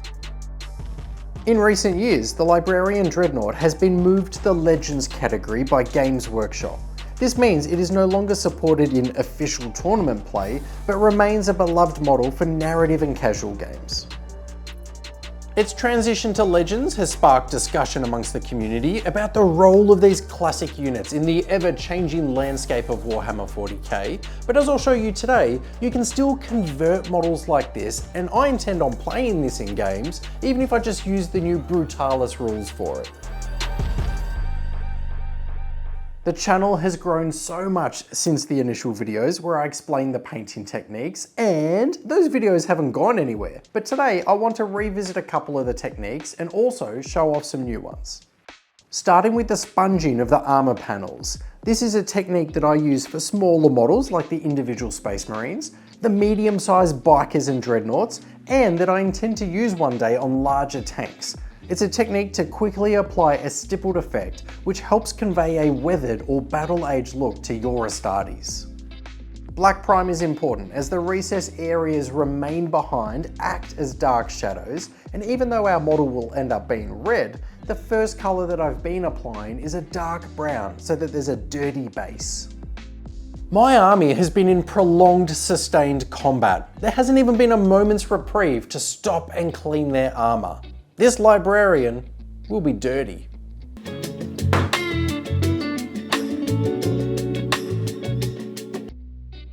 I work my way into the reds from dark to light, and each time I sponge a new colour, I'm using a fresh section of the sponge and working my way towards either the centre of the panel or an edge, like you would with your regular layers, wet blending or highlights. You'll have areas that are hard to reach, and that's okay. Don't force the sponge in, otherwise you'll be left with chonky splotches in an area that should have a mainly darker colour. So instead, switch out to your brush and stipple these. Picture that you're going up and down with the brush like a tattoo artist, lots of little dots and stipples. Whether this amounts to grim dark or not is an argument that I don't even really understand. But I will say that this style of painting leaves us with cool looking power armor that feels like it's been in battle and not just wheeled out from the factory floor. Now, to understand the character that we're adding to the Blood Angels army today, first we need to understand who the librarians are in the forces of the Space Marines. To be a librarian of the Blood Angels is to wage war not only on the enemies of the Imperium, but against the infinite chasm of the mind. Among the ranks of the Adeptus Astartes, librarians serve as sanctioned psychers, warriors whose minds burn with the touch of the immaterium. Within the Blood Angels, however, their role is far more precarious. Born from the flawed gene seed of Sanguinius, every son of Baal carries within him the looming shadow of madness. The black rage and red thirst are ever present, clawing at the edges of reason. Thus, for a Blood Angels librarian, psychic training is not merely discipline, it's containment. These warriors must master the art of channeling warp power without slipping into their own inherited psychosis. Does that make them a walking paradox? Anyway, they are divine fury and pillars of mental restraint. Traditionally clad in deep blue with gilded psychic hoods and relic crown staves, librarians stride into battle wraithed in energy. Their minds crackle with force, their voices able to summon flame or still the hearts of enemies.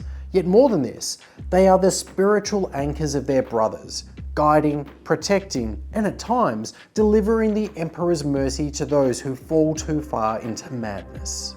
We've spoken in a previous video about the importance of spiritual guidance from chaplains, and picture here that the librarian has some overlap in leadership qualities. I look at it as though the librarian is more text and knowledge based, whereas the chaplain is imparting tradition and discipline. In the wake of the devastation on Baal and the arrival of the Indominus reinforcements, Blood Angels librarians find themselves more vital than ever. As the chapter rebuilds, surrounded by Tyranid horrors and psychic disruptions, it falls to these warrior mystics to hold the line not only with bolter and blade, but with will. They are the watchers of the mind. They are the shield against the howling dark. They are the librarians of the Blood Angels.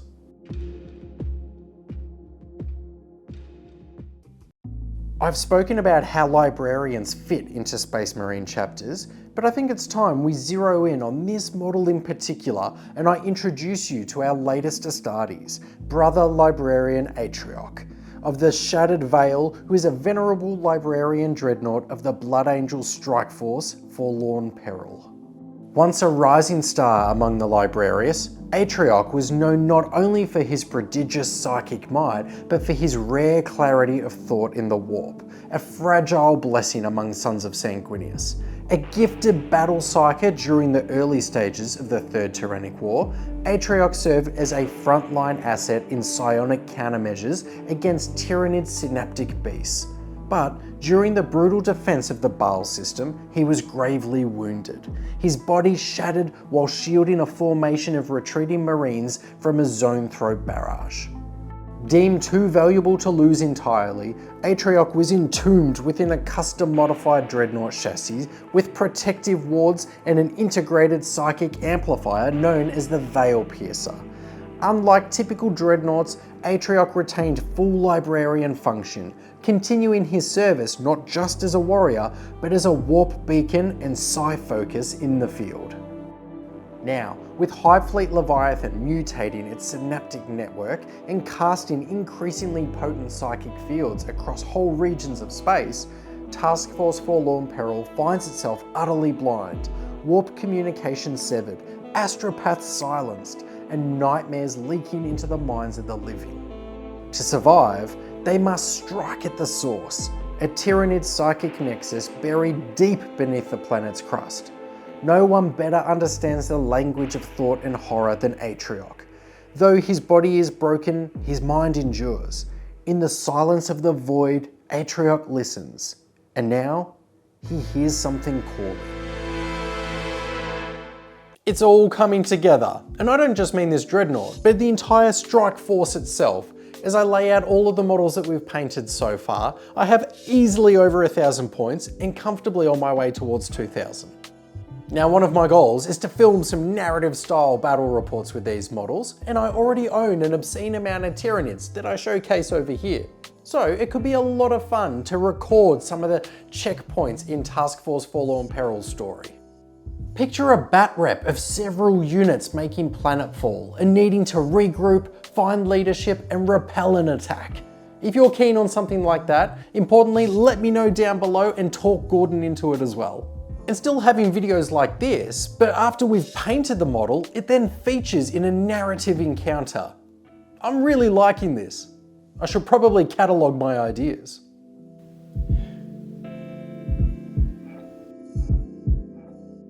Our model only has a couple of areas remaining to work on. The force weapon needs to signify an embedded psychic energy source, so I can't simply paint this with metallic silver or gold.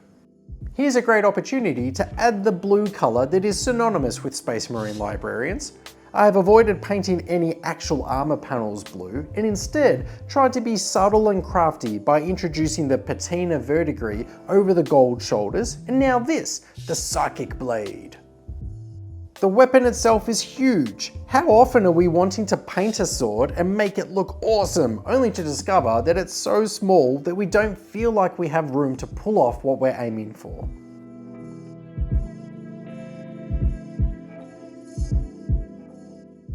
The blade is easily the size of a Primaris Space Marine on its own. Dewey Decimal? Pfft, this guy is ready to Dewey Decimate, am I right? Ugh. I'm wet blending the blues across the face of the blade, and there's a few tips that I have for you here. If the colours are already prepared on your wet palette, then you can bounce back and forth easily. Also, aim to transition all the way from the darkest blue, almost black, all the way back to the lightest, almost white. That wide range of contrast in your blue will make it more interesting at the end. And the blades like this have a defined line down the face. Use this to your advantage by inverting the direction of your gradient. Once I'm happy with the blues, I finish off the blade by adding a pure white along the sharp edges. You'll be able to take your time and be even neater than I am here. Then at the end, complete the look with some pairs of sharp lines. The base for our psychic sarcophagus is sand and cat litter, which matches our previous models, but I deemed it fitting for him to be standing proudly atop an imposing Tyranid that he's just finished stomping into the dirt. To help me capture what has just taken place, I think some pools of goo and some strings of biomass are in order. Purple feels like an appropriate colour for the inside of a bug, so I'm using a pinch of purple coloured contrast paint into my UV drying resin, and then I'm ready to apply that over the rubble. Thick pooling in the centre and then dragging the toothpick outwards makes it look like it is splashed and sprayed out to the sides. Super fast drying time thanks to the UV light, and then comes part 2, the gooey strands. The same colour of contrast paint, and I'll mix this with a Yoo-hoo glue, and using that same toothpick, I work quickly to apply a glob onto the model, which will initially stick, and then I drag this to where I want it to attach. Repeat over and over in different directions to give the impression of sticky slime attached from all the repeated stomping.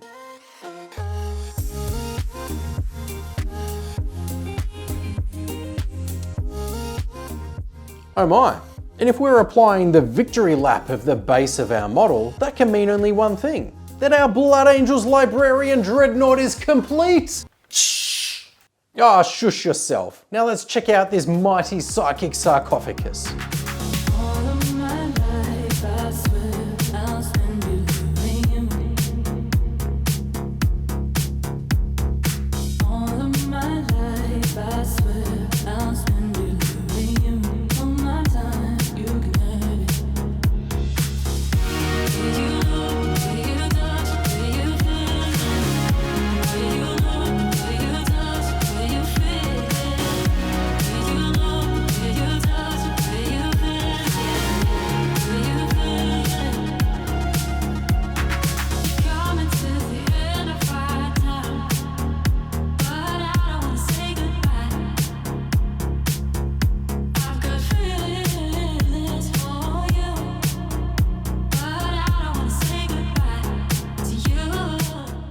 Oof, what do you think? I think that each of you are amazing for growing this little community, and in particular, these fantastic channel Patreon supporters. And check them all out. It was less than a year ago that we decided in the Discord community that we should probably have a Patreon, and their support from each of the members is absolutely amazing. Thank you so much. But every single video, we're adding more and more names to the list. So it's almost like I need a system to catalogue them, as though they were many colourfully bound books. I don't suppose you happen to know someone who could help me with this? Yeah, Macho Mike loves books. No? Nah, me neither. Anyway, it won't be long until I'm calling upon you again for advice on what model I should be painting next. Bonus points though, if you want to get ahead of the crowd and let me know below what model I should be painting next for my Blood Angels army and why it should be the Vindicator tank. And if you don't want to wait until the next video to hang out with me and the team, then join our Discord community. There's a free link in the video description where you can come and be a part of our hobby hangouts, our friendly painting competitions, and a whole host of other painting activities that we have. Once you join, say hi. I'm keen to see what you're working on at the moment and also what model you're proudest of. Now please get out of here because I need to start working on the next video, which will be a mighty collaboration. And here is a sneak peek. Iconic, versatile, and absolutely packed with destructive capabilities, the Predator tank was one of mankind's solutions for trying to deal with the Orc menace. To the annoyance of some, the Blood Angel Space Marines hide away the blueprints for their own high-powered variant of the tank, and growing up as a kid, the Baal Predator was a keystone in my Blood Angels childhood army. Which is why today, when given the option of do I repaint the original or get with the times and create a hovering variant, I've decided to go with the latter.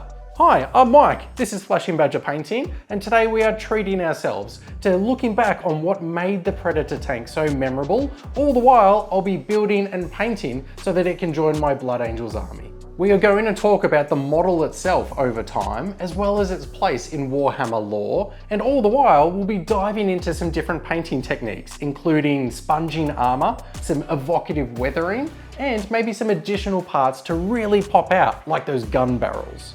But with not a moment to waste, Cue that intro and then we can get started.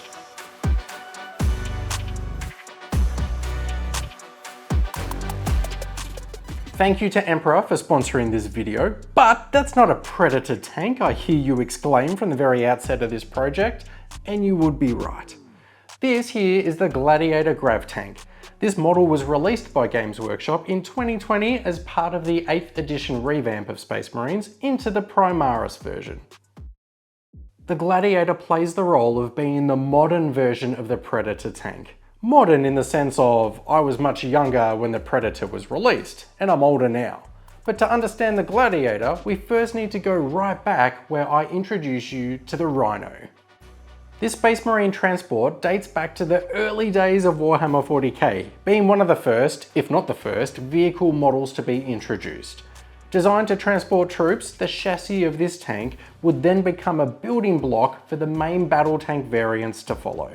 We had the Predator tank, plus its multiple weapon loadout variants. We had the Vindicator and the Whirlwind. And speaking of which, if new models like this that are being released get under your skin a little, know that I really want to paint up a Vindicator tank to join this army. For me, the Vindicator was the one that got away. It's a model that I always loved as a kid and I never got to own. In fact, it's probably my favourite model. And I don't just mean Space Marines or just in Warhammer in general. This would have to be one of my favourite models of all time.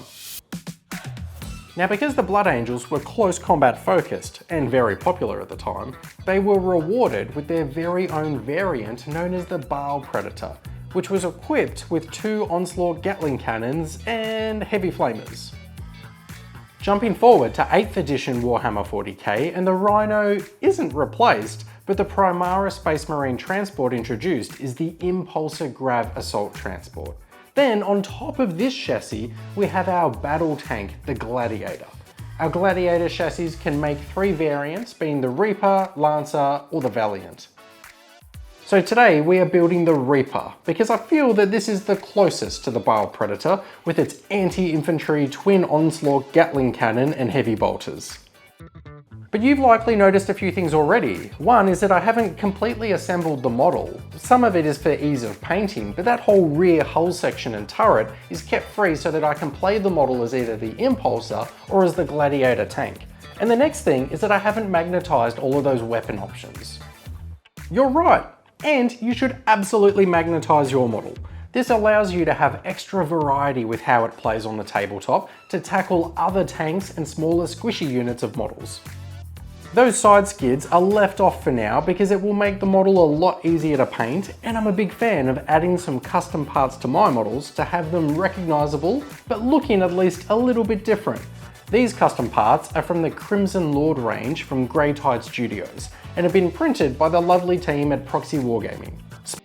My favourite part now, the painting. The model has been primed black, and I want to chat a little more about the Predator tank as I go, and if I'm doing something a little more technical along the way, I'll interrupt myself to let you know, and otherwise I'll keep listing paints up here in the corner in case there's a part that you'd like to colour match.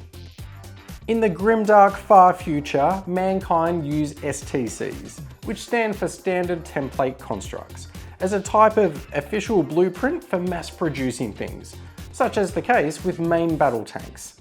The first Predator tanks though were being churned out across assembly lines in response to the orc problem that man were facing as they attempted to expand across the galaxy during a period known as the Dark Age of Technology. Orcs are tough, fierce in close combat, and with greater numbers on their side. So in order to adapt to an enemy like that, Space Marines would need to be able to reach out and hit them from a greater range with heavier weaponry, and autocannons and heavy bolters allowed them to do that. And if you are a chapter of Space Marines with a heavy lean towards close combat like the chainsword wielding Blood Angels are, then yeah, you need a variant that is brutal up close. The STC for the Baal Predator is guarded closely by the Blood Angels, and at some point this would have surely infuriated the tech engineers on Mars. But now it kind of reminds me of that scene in Back to the Future 2, where Marty's been on his skateboard and then jumps on a hoverboard, and then he tries to give the girl her Predator tank back and she says, "Keep it, mister, I've got a grav tank now." Also, Pitbull was there, Mr. Worldwide.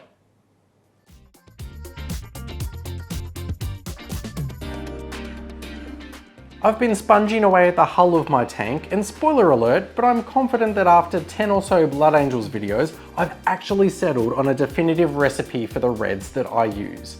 Here they are quickly on screen if you'd like a snapshot of them, and there's a close-up of how the panel looks at the very end, so you can visualize how these colors all come together. If you go on to use this recipe to paint your Blood Angels, you should absolutely tag me into your Instagram post or wherever you post your pictures, because it makes my day when I realize that there's someone on the end of these videos that are getting something out of it. That cinematic opening in the real-time strategy game, and first in the series Dawn of War, captured the Blood Ravens and the Orcs in a violent battle, where that tank unleashing las cannon rounds was, you guessed it, a Predator tank. And here is my voice actor application for the new Dawn of War game.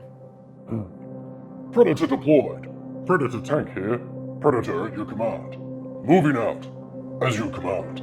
His will be done. It's good, but it's not as good as my StarCraft Zergling impression. I struggle to think of a time that this tank and the crew have been the decent focus of a novel. Can you think of one? Surely there's something buried away in the Horus Heresy series. Or maybe one of the newer animations? Rin's World gave us a famous Land Raider, so that's something. Speaking of, I've been asked to paint Crimson Fists recently. What do you think? Could that make for a fun video? Little lore, little painting, little talent? I actually really like that as a slogan for my channel. The decals, decals or transfers are going on next, and yes, I have a habit of refusing to look at the codex or any official art to see what iconography should be placed where, and that is how I end up just putting whatever symbols I think look cool. The colours of my Blood Angels are red with accent colours of bone, dark gold and black, so I don't introduce any other colours like yellow for close combat support, or blue for the helmets of heavy support, because I just don't like that many colours going on. Decals look too clean and pretty on my grimy tanks, so between now and the end of the video, I will help them blend in, and I can start with some paint chipping by using a brown. Regardless of if I call this a Predator, this model is clearly a Gladiator Reaper. So how does that work with the game? Well, for me, I'll either play it as a Baal Predator with my mates in casual games if we think it fits the scenario, but otherwise, yeah, I'll play it using the Gladiator rules, and I'll just enjoy the fact that I've tried to make it look and feel like a Baal Predator.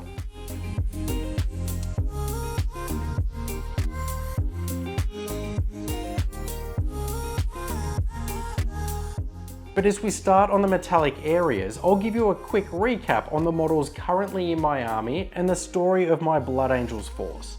In fact, I think I'll deliberately keep this brief, and then how about soon I make a dedicated showcase and update video for them. I'd say, let me know below, but I think I know the answer. You're still not ready to say no to more Blood Angels videos on the channel, are you? Task Force Forlorn Peril to date has comprised of lots of troops with jump packs because they're proper cool. So there we have some Jump Intercessors, Death Company, Plasma Inceptors, the Jump Chaplain, and of course, Captain Sirius Corridin. Outside of that, there's a squad of Terminators, but they are regular Terminators, so I think they might need some assault buddies too. Oh, and there's more speed with the Outrider jet bikes converted into grav bikes, and then my largest models being the Elite Librarian Dreadnought and Furioso Dreadnought. Every model and every unit that's been painted has been captured in its own video for the channel, and I've bundled all of those videos into one playlist called the Blood Angels Army Painting Journey. So if there's something that you like the look of, there'll be a video for it there. In those, you will find snippets of their lore, but Task Force Forlorn Peril were charged with delivering a reprisal strike into the heart of Hive Fleet Leviathan following the devastation of Baal. But whilst en route, their ship was spat from the warp and into a brutal vessel conflict somewhere. In an attempt to put an end to the crippling psychic presence that was blocking their ability to jump again, Captain Sirius Corridin makes planetfall with his remaining force, but on the surface of the world, he discovers that it's been overrun with the Tyranid swarms. Cut off from resupply and forsaken on a land that the Emperor's light cannot reach, the resolve of these Blood Angels is being tested. Last we heard from them, they were regrouping on the surface and being aided by a planetary defense force. And what's this? Through the smoke clouds and falling debris of the Gothic city is the violent hum of the jet engines of the Gladiator Reaper. With long-range comms out of action and no sightings of this crew for weeks, it was anticipated that their transporting assault craft must have been cut down before insertion. With skittering swarms of Tyranids everywhere, having the rate of fire from these Gatling cannons and heavy bolters can cut through waves of them and may even start to turn the war in our favour. Speaking of brave individuals fighting against the odds, here are the channel Patreon members. Now my Space Marines are destined for total annihilation, and I think they know that, but they continue to fight on regardless. And in a way, I think that's similar to these fine people here supporting me, because despite showing absolutely no signs of improving the quality of my content, here they are. You're welcome to come across to the channel Patreon and support me as well, but let me tell you about our channel Discord. There we are a huge, welcoming and friendly community. It's free to join, and we love showing off our works in progress. We give each other tips and tricks, and we have monthly painting programs that are a whole bunch of fun. I'll add a link below in the video description so that you can come join the Discord server, and I'll say hi to you there, which will also mess with your brain a little because I'm going to keep talking to you now as we return to our painting. Weathering. You can add a little or a lot. Bringing the elements of the environment onto your model is a great way to convey your story to those that are checking out your army. If I see parade-level Marines with pristine armour, then I picture them proudly on display marching down a huge marbled city centre. Or if I see a Kriegsman knee-deep in mud and torn clothing, then I imagine that they've been neglected on the front line in trench warfare for months.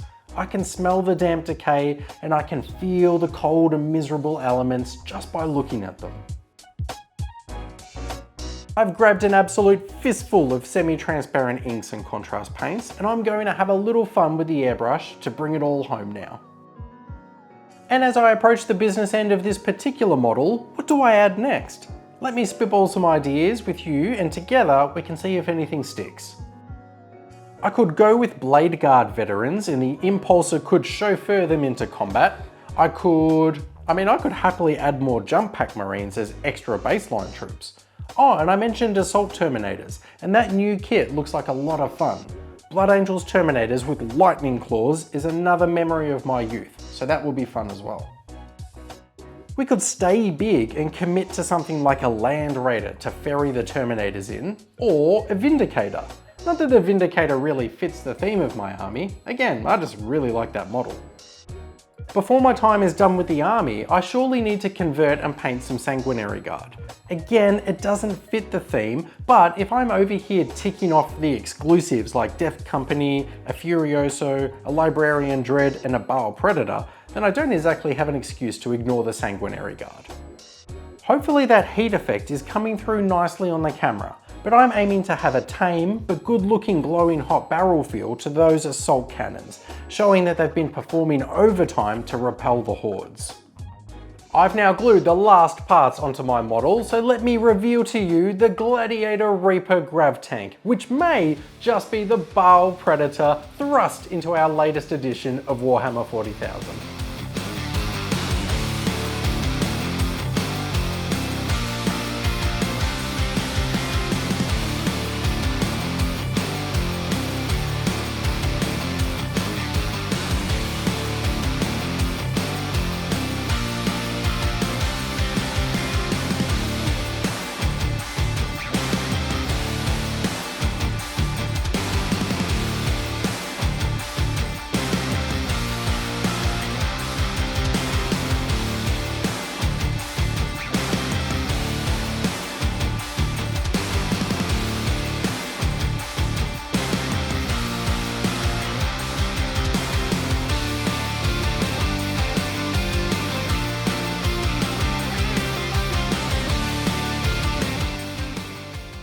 That right there was a lot of fun to paint, and I've really enjoyed piecing all of this together for you. If you enjoyed the video, you know all the different things you can do to help me out, but for sticking around to the end of the video, what have I got for you?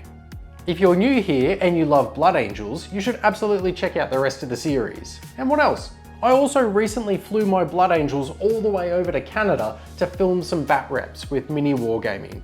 Now those videos haven't come out yet at the time of recording, but if you subscribe to this channel, I'll post some updates, and you can also keep an eye on their channel as well. We're looking at end of December 2025 or early Jan 2026. And if you love Space Marines and you're in the mood for a whole bunch of laughs, then check out our Nice Marines episodes over at the Flashing Badger podcast on Spotify. They're absolutely hilarious. And now normally I show you the next project I'm working on, but I can't because it's a surprise. And it's a really cool surprise. Because you see, in the Discord, we have a Secret Santa going on at the moment for the end of the year, which we call the Painting Platypus Palooza. I don't know either. But anyway, the model that I'm going to be painting is for that individual, and the model's a surprise, and they don't even know who I'm painting for yet. So that's going to be a lot of fun. But if you want to be in on the action, like those painting programs, come join the Discord. And in fact, while we're here, at the end of the video, I'm going to show off some of our Discord members' painted Space Marine tanks as well, because that fits with the theme of the video, and it's a cool shout out. Otherwise though, get out of here, because I need to get started on that model.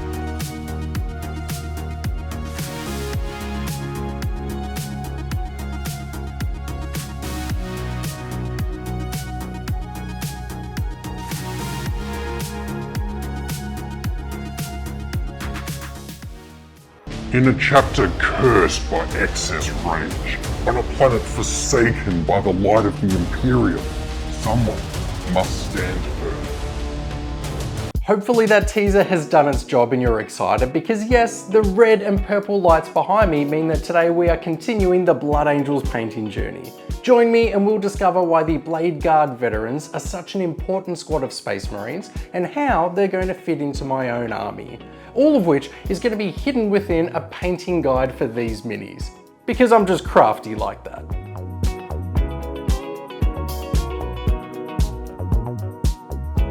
Thank you to Emperor for sponsoring this video, and more on them shortly. We are told that those who can't remember the past are condemned to repeat it. The Imperium of Man, and in particular the chapters of the mighty Space Marines in the 41st millennium, certainly have their faults. But one thing I think they do get right is their ability to document history and then adapt. That's to give them some kind of a fighting chance in a universe that is intent on destroying them. Whether it's crafting a detailed codex of tactical doctrines to adhere to defeat your enemy, or it's far more visual, like in the case of the Bladeguard veterans, who may be separated by an incredible amount of time from the knights of medieval times, but wow, are they strikingly similar. Medieval knights were the elite soldiers, veterans of brutal campaigns, and now adorned in shining armor, bound by a code to serve a lord or land, and they were more than a talented warrior swinging a sword. They were symbols of honor, loyalty, and courage.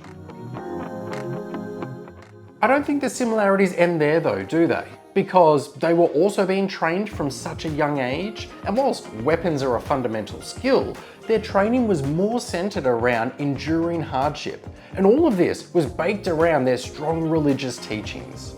And it worked! They were feared by their enemies, and they were idolized by those citizens they were sworn to protect. So, as we launch forward into the grimdark future, I don't find it surprising at all that we have these veteran super soldiers that are standing tall in gallant armor and adorned with decorations. These legends of ancient terror must be a vague, distant myth, yet the influence remains as they carry their enormous crafted shields and their swords.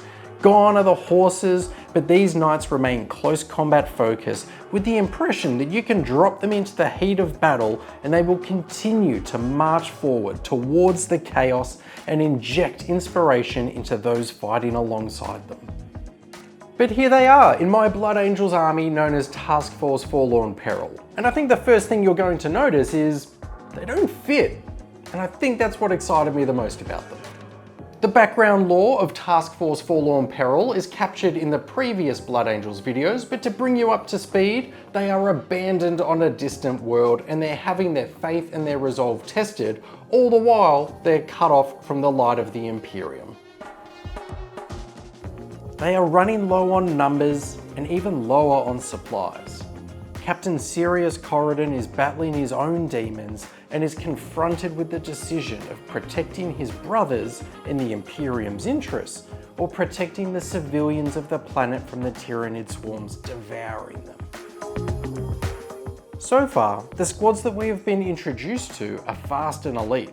We've had jetpack maneuvering jump intercessors, Death Company, Inceptors, plus fast-moving grav bikes, the iconic Baal Predator, and so on. So here we are seeing the violent side of the Blood Angels. Marines that are defined by excess and fall into the black rage. Each unit we have painted and deployed has conveyed the message that there is no happy ending. They are difficult to control and really, we are just pointing them in a direction and seeing how much damage they can do before their number is called. Which is why leadership has been critical in Task Force Forlorn Peril. Captain Corridin is mission focused and is reliant on his chaplain to carry the role of being the spiritual leader and managing the afflictions of the Black Rage and the Red Thirst. This planet itself is consumed in a psychic storm harnessed by Hive Fleet Leviathan, meaning the company's Librarian Dreadnought is occupied serving as the psychic anchor, who is trading his resilience for their most important commodity, time. There was a disconnect between the soldiers and the civilians.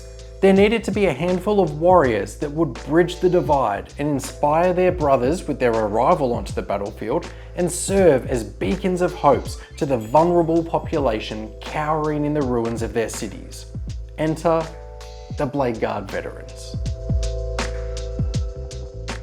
So here is how the Bladeguard find themselves in Task Force Forlorn Peril. Captain Sirius Corridin, newly raised and burdened by grief, understood a truth that many would not yet voice. The Blood Angels could no longer fight as they once had. Speed and splendor had failed them. What remained was endurance. From the veterans who survived Baal's fires, Corridin formed a new inner circle. Not angels of the sky, but wardens of the ground. Warriors who would not yield, no matter how vast the darkness pressed upon them. These became the Bladeguard of Strikeforce Forlorn Peril. Each bears a storm shield honouring their fallen brothers. The sergeant carries the memory of Baal upon his back, stitched into a tattered cloak torn from a ruined banner. They do not wear these marks for honour, they wear them as penance. Where Corridin once carved his own shield in grief, the Bladeguard followed his example, not to remember glory, but to remember loss. Deployed from a battered impulsor once intended for swifter war, the Bladeguard advance as a single, inexorable wall. They form the unbreakable core of Forlorn Peril's assaults, holding ground against Tyranid horrors while the captain strikes at the heart of the swarm. Their blades rise and fall not in rage, but in restraint. For each of them knows the curse they bear. The red thirst whispers, the black rage waits. Yet discipline holds. The Emperor's will binds them, even here in the darkness. And so they stand, shields locked, cloaks torn, armor scarred by ash and ichor. Not as the Blood Angels once were, but as they must be now. A chapter wounded, a strike force cut off from salvation, and a handful of warriors who refuse to fall, no matter how deep the night grows. This is Forlorn Peril, and these are its Bladeguard. Oh, also the channel Patreon has erupted over the last 12 months. What was originally a small core group of people akin to knights seated at a round table is now expanded all the way into something far more majestic, and it blows my mind. Oh, and I do want to welcome our 3 latest members, who are Thomas M, Jiggin90, and Mummy Corn. 3, you say, like Bladeguard veterans. More like Lame Guard veterans. Not my best. So I don't even know how to tackle this segment anymore. Am I meant to be nicer? Nah, surely I can still be rude. But just know that I do appreciate you all. Appreciate using you as a shield in front of hordes of Terminators. Sorry, habit. Let me distract you then, as it is time to reveal the newest squad for Task Force Forlorn Peril. It is the mighty Bladeguard veteran Space Marines.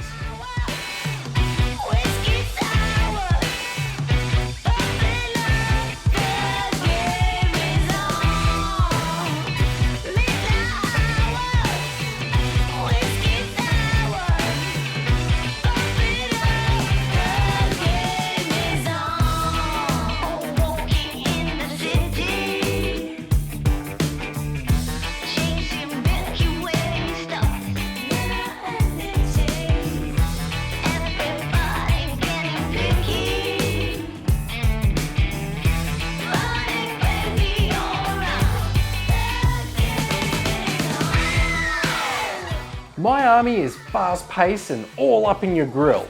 But then there's these slow-moving Bladeguard models, so how do they fit in?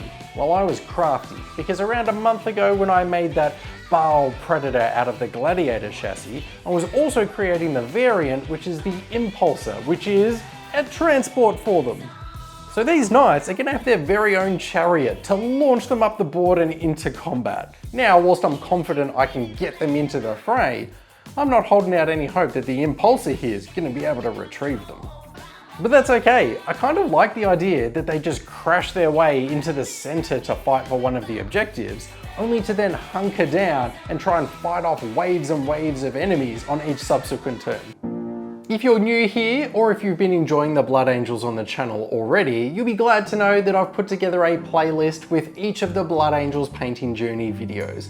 That way you can queue them up and enjoy the slow grow progression that is building the narrative and painting each of the squads. Plus you get to hang out with me while I do it.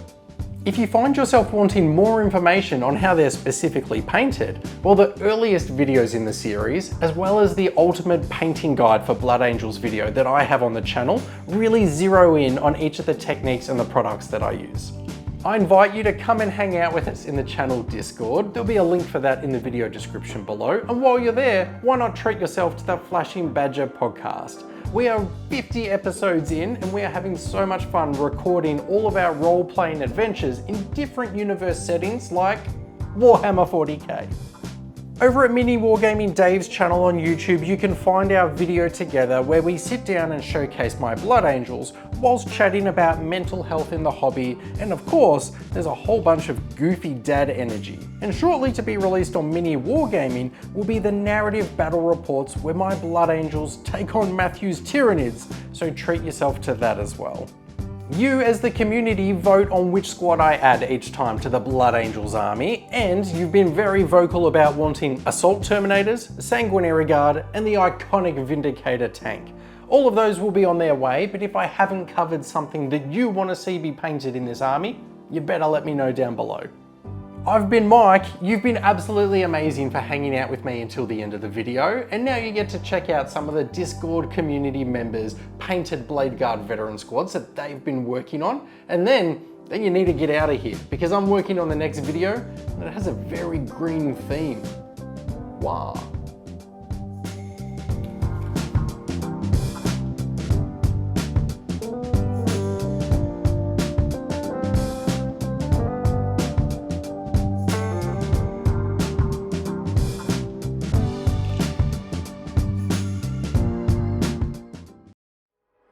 Being sworn to protect your Primarch from the great War Master himself, or being stationed on your homeworld while it's being devoured by mindless terrors.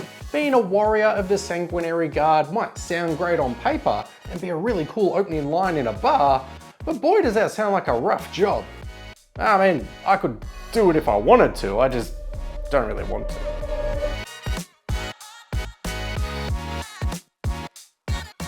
Thank you so much to the amazing team at Emperor for sponsoring this video, and yes, the Blood Angels painting journey continues this week. Did you miss it? You'd better tell me that you did. I'm going to be painting a squad of Sanguinary Guard to hopefully keep the commander of my task force safe. It's an awesome opportunity to paint gold power armor, and I see lots of it visually striking and bright, but if it's going to form part of my custom Blood Angels, it's going to need to be darker. It was neck and neck the last time that you guys and girls voted on which squad we were going to add next to the Blood Angels, and it was the Sanguinary Guard and the Assault Terminators that were well out in front. But then, the incredibly talented community member Will painted up this Commander Dante model for me, and that just pushed it over the edge in favour of the bodyguards. But it all begins with opening up the box and seeing what's inside, so let's get started.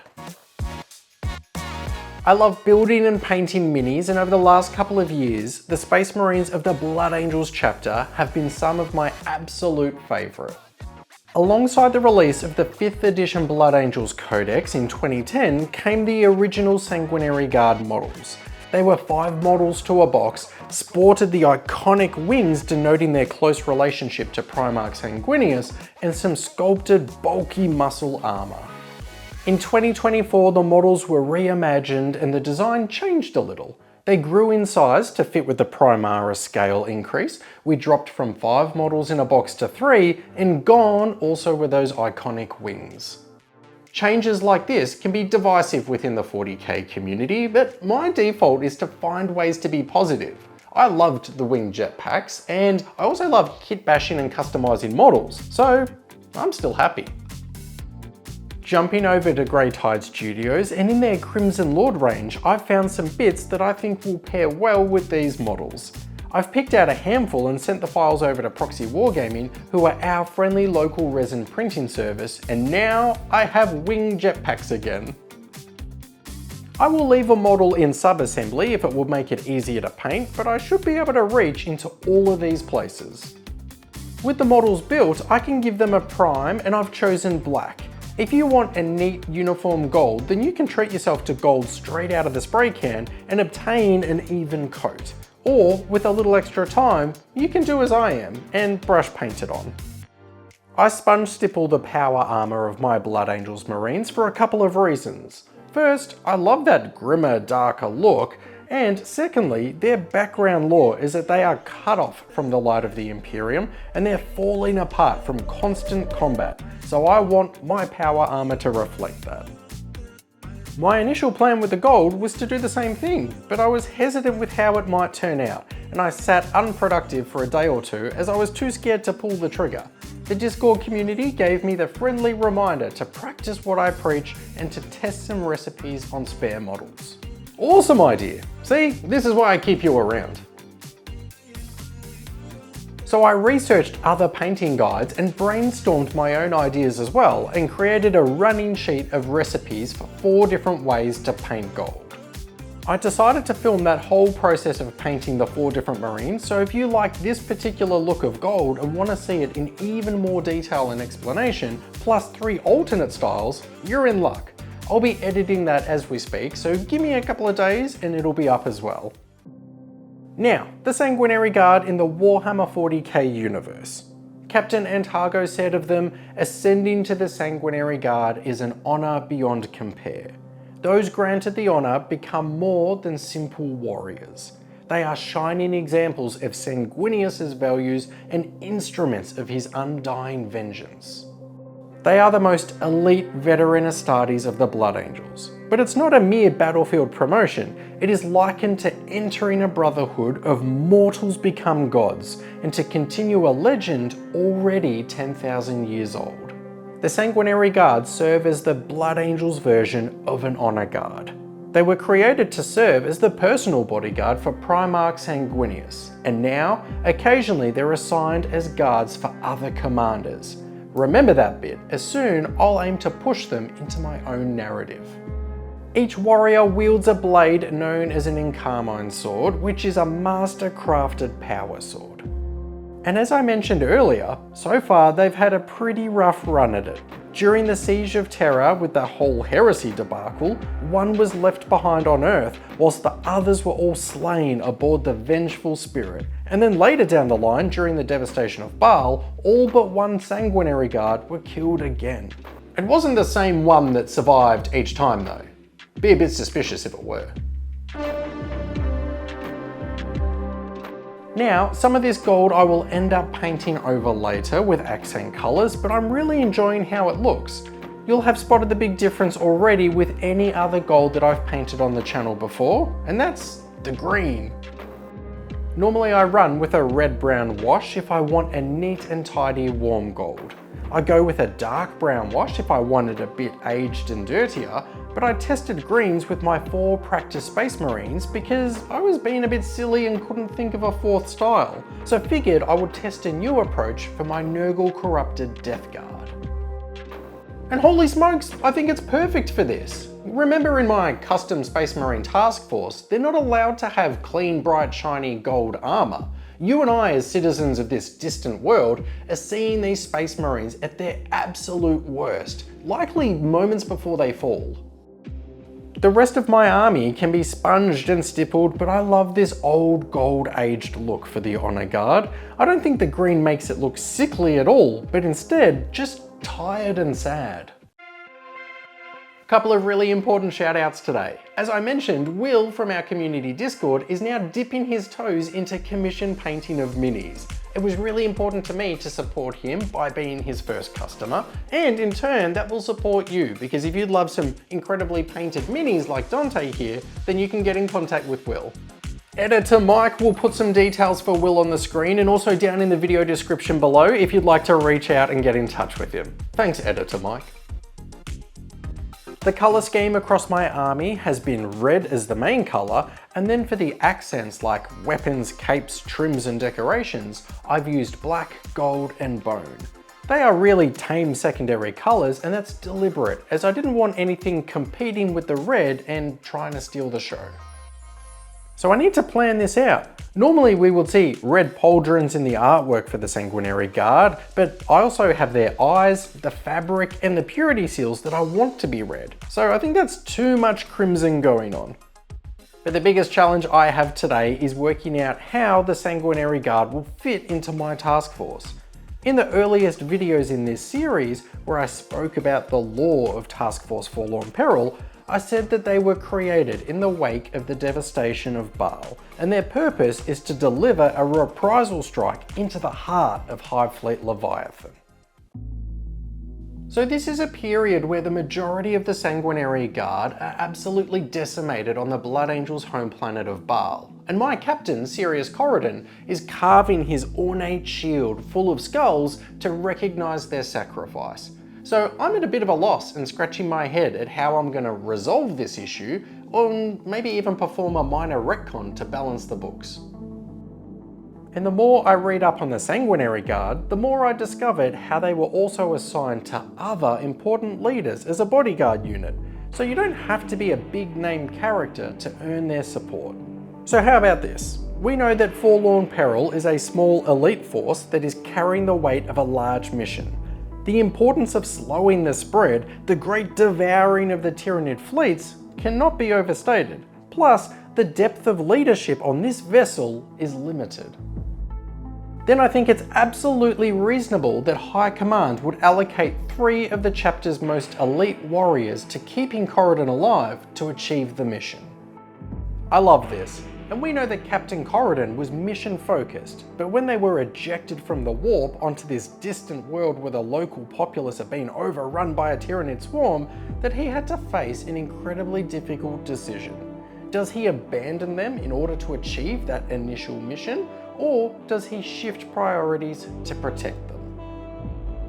We knew he had different advisors and brothers in his ear, like the Chaplain and the Librarian Dreadnought to guide him, but if the ancient librarian is steering him towards saving the mortal humans, I love that the Sanguinary Guard would surely be in his other ear, reminding him that he's been allocated their bodies as protection solely for the mission to locate and destroy a synaptic hive network. Yeah, okay, I'm loving this. But what do you think? Remember that it's okay to step outside of the codex and create our own little grey areas. Turns out the universe is quite large, so there's some wiggle room for us to generate our own stories within it. And that's most of the hobby fun. There are a couple of weapon options for our models, and personally, I like the look of the swords. And in the box art, they have that power sword lightning paint job, which is gorgeous. But the other models in my army have that blue gradient crystal look to them, which I've enjoyed, so I'm going to continue them in that style. I'll line the colours up on my palette and get started on wet blending them back and forth on the faces of the blade, and here's a great opportunity to chat about what's next on the channel, and specifically for my Blood Angels. This should be video number 12, I think, in the series, and I know that you guys and girls are absolutely loving it, and I'm having so much fun, and there's more videos that I want to make. But I'm also mindful that at some point, I should let this series run its course and start on a new project. But before then, what models haven't I painted yet that you are dying to see? Let me know. We have the 11th edition box set with those amazing new models like Vanguard veterans, so they are right at home in my force with their jetpacks, and what else? Those heavy bolter eradicators look nice. Let me know down below because you have the say in what direction this series goes.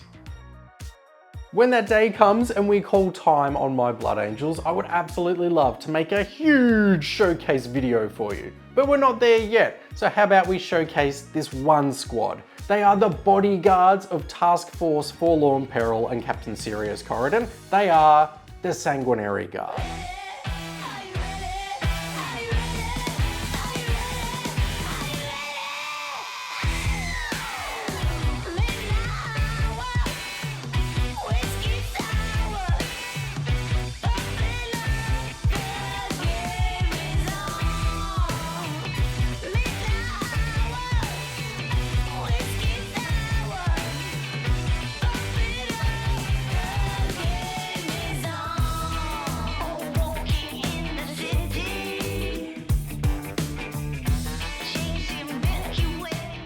You are all amazing for hanging out with me on the video today, and you know who else is amazing? These channel Patreon members. They contribute financially so I can make my dorky little videos, and fun fact, my kids think that I'm a big shot YouTuber, when you and I know that that's not the case.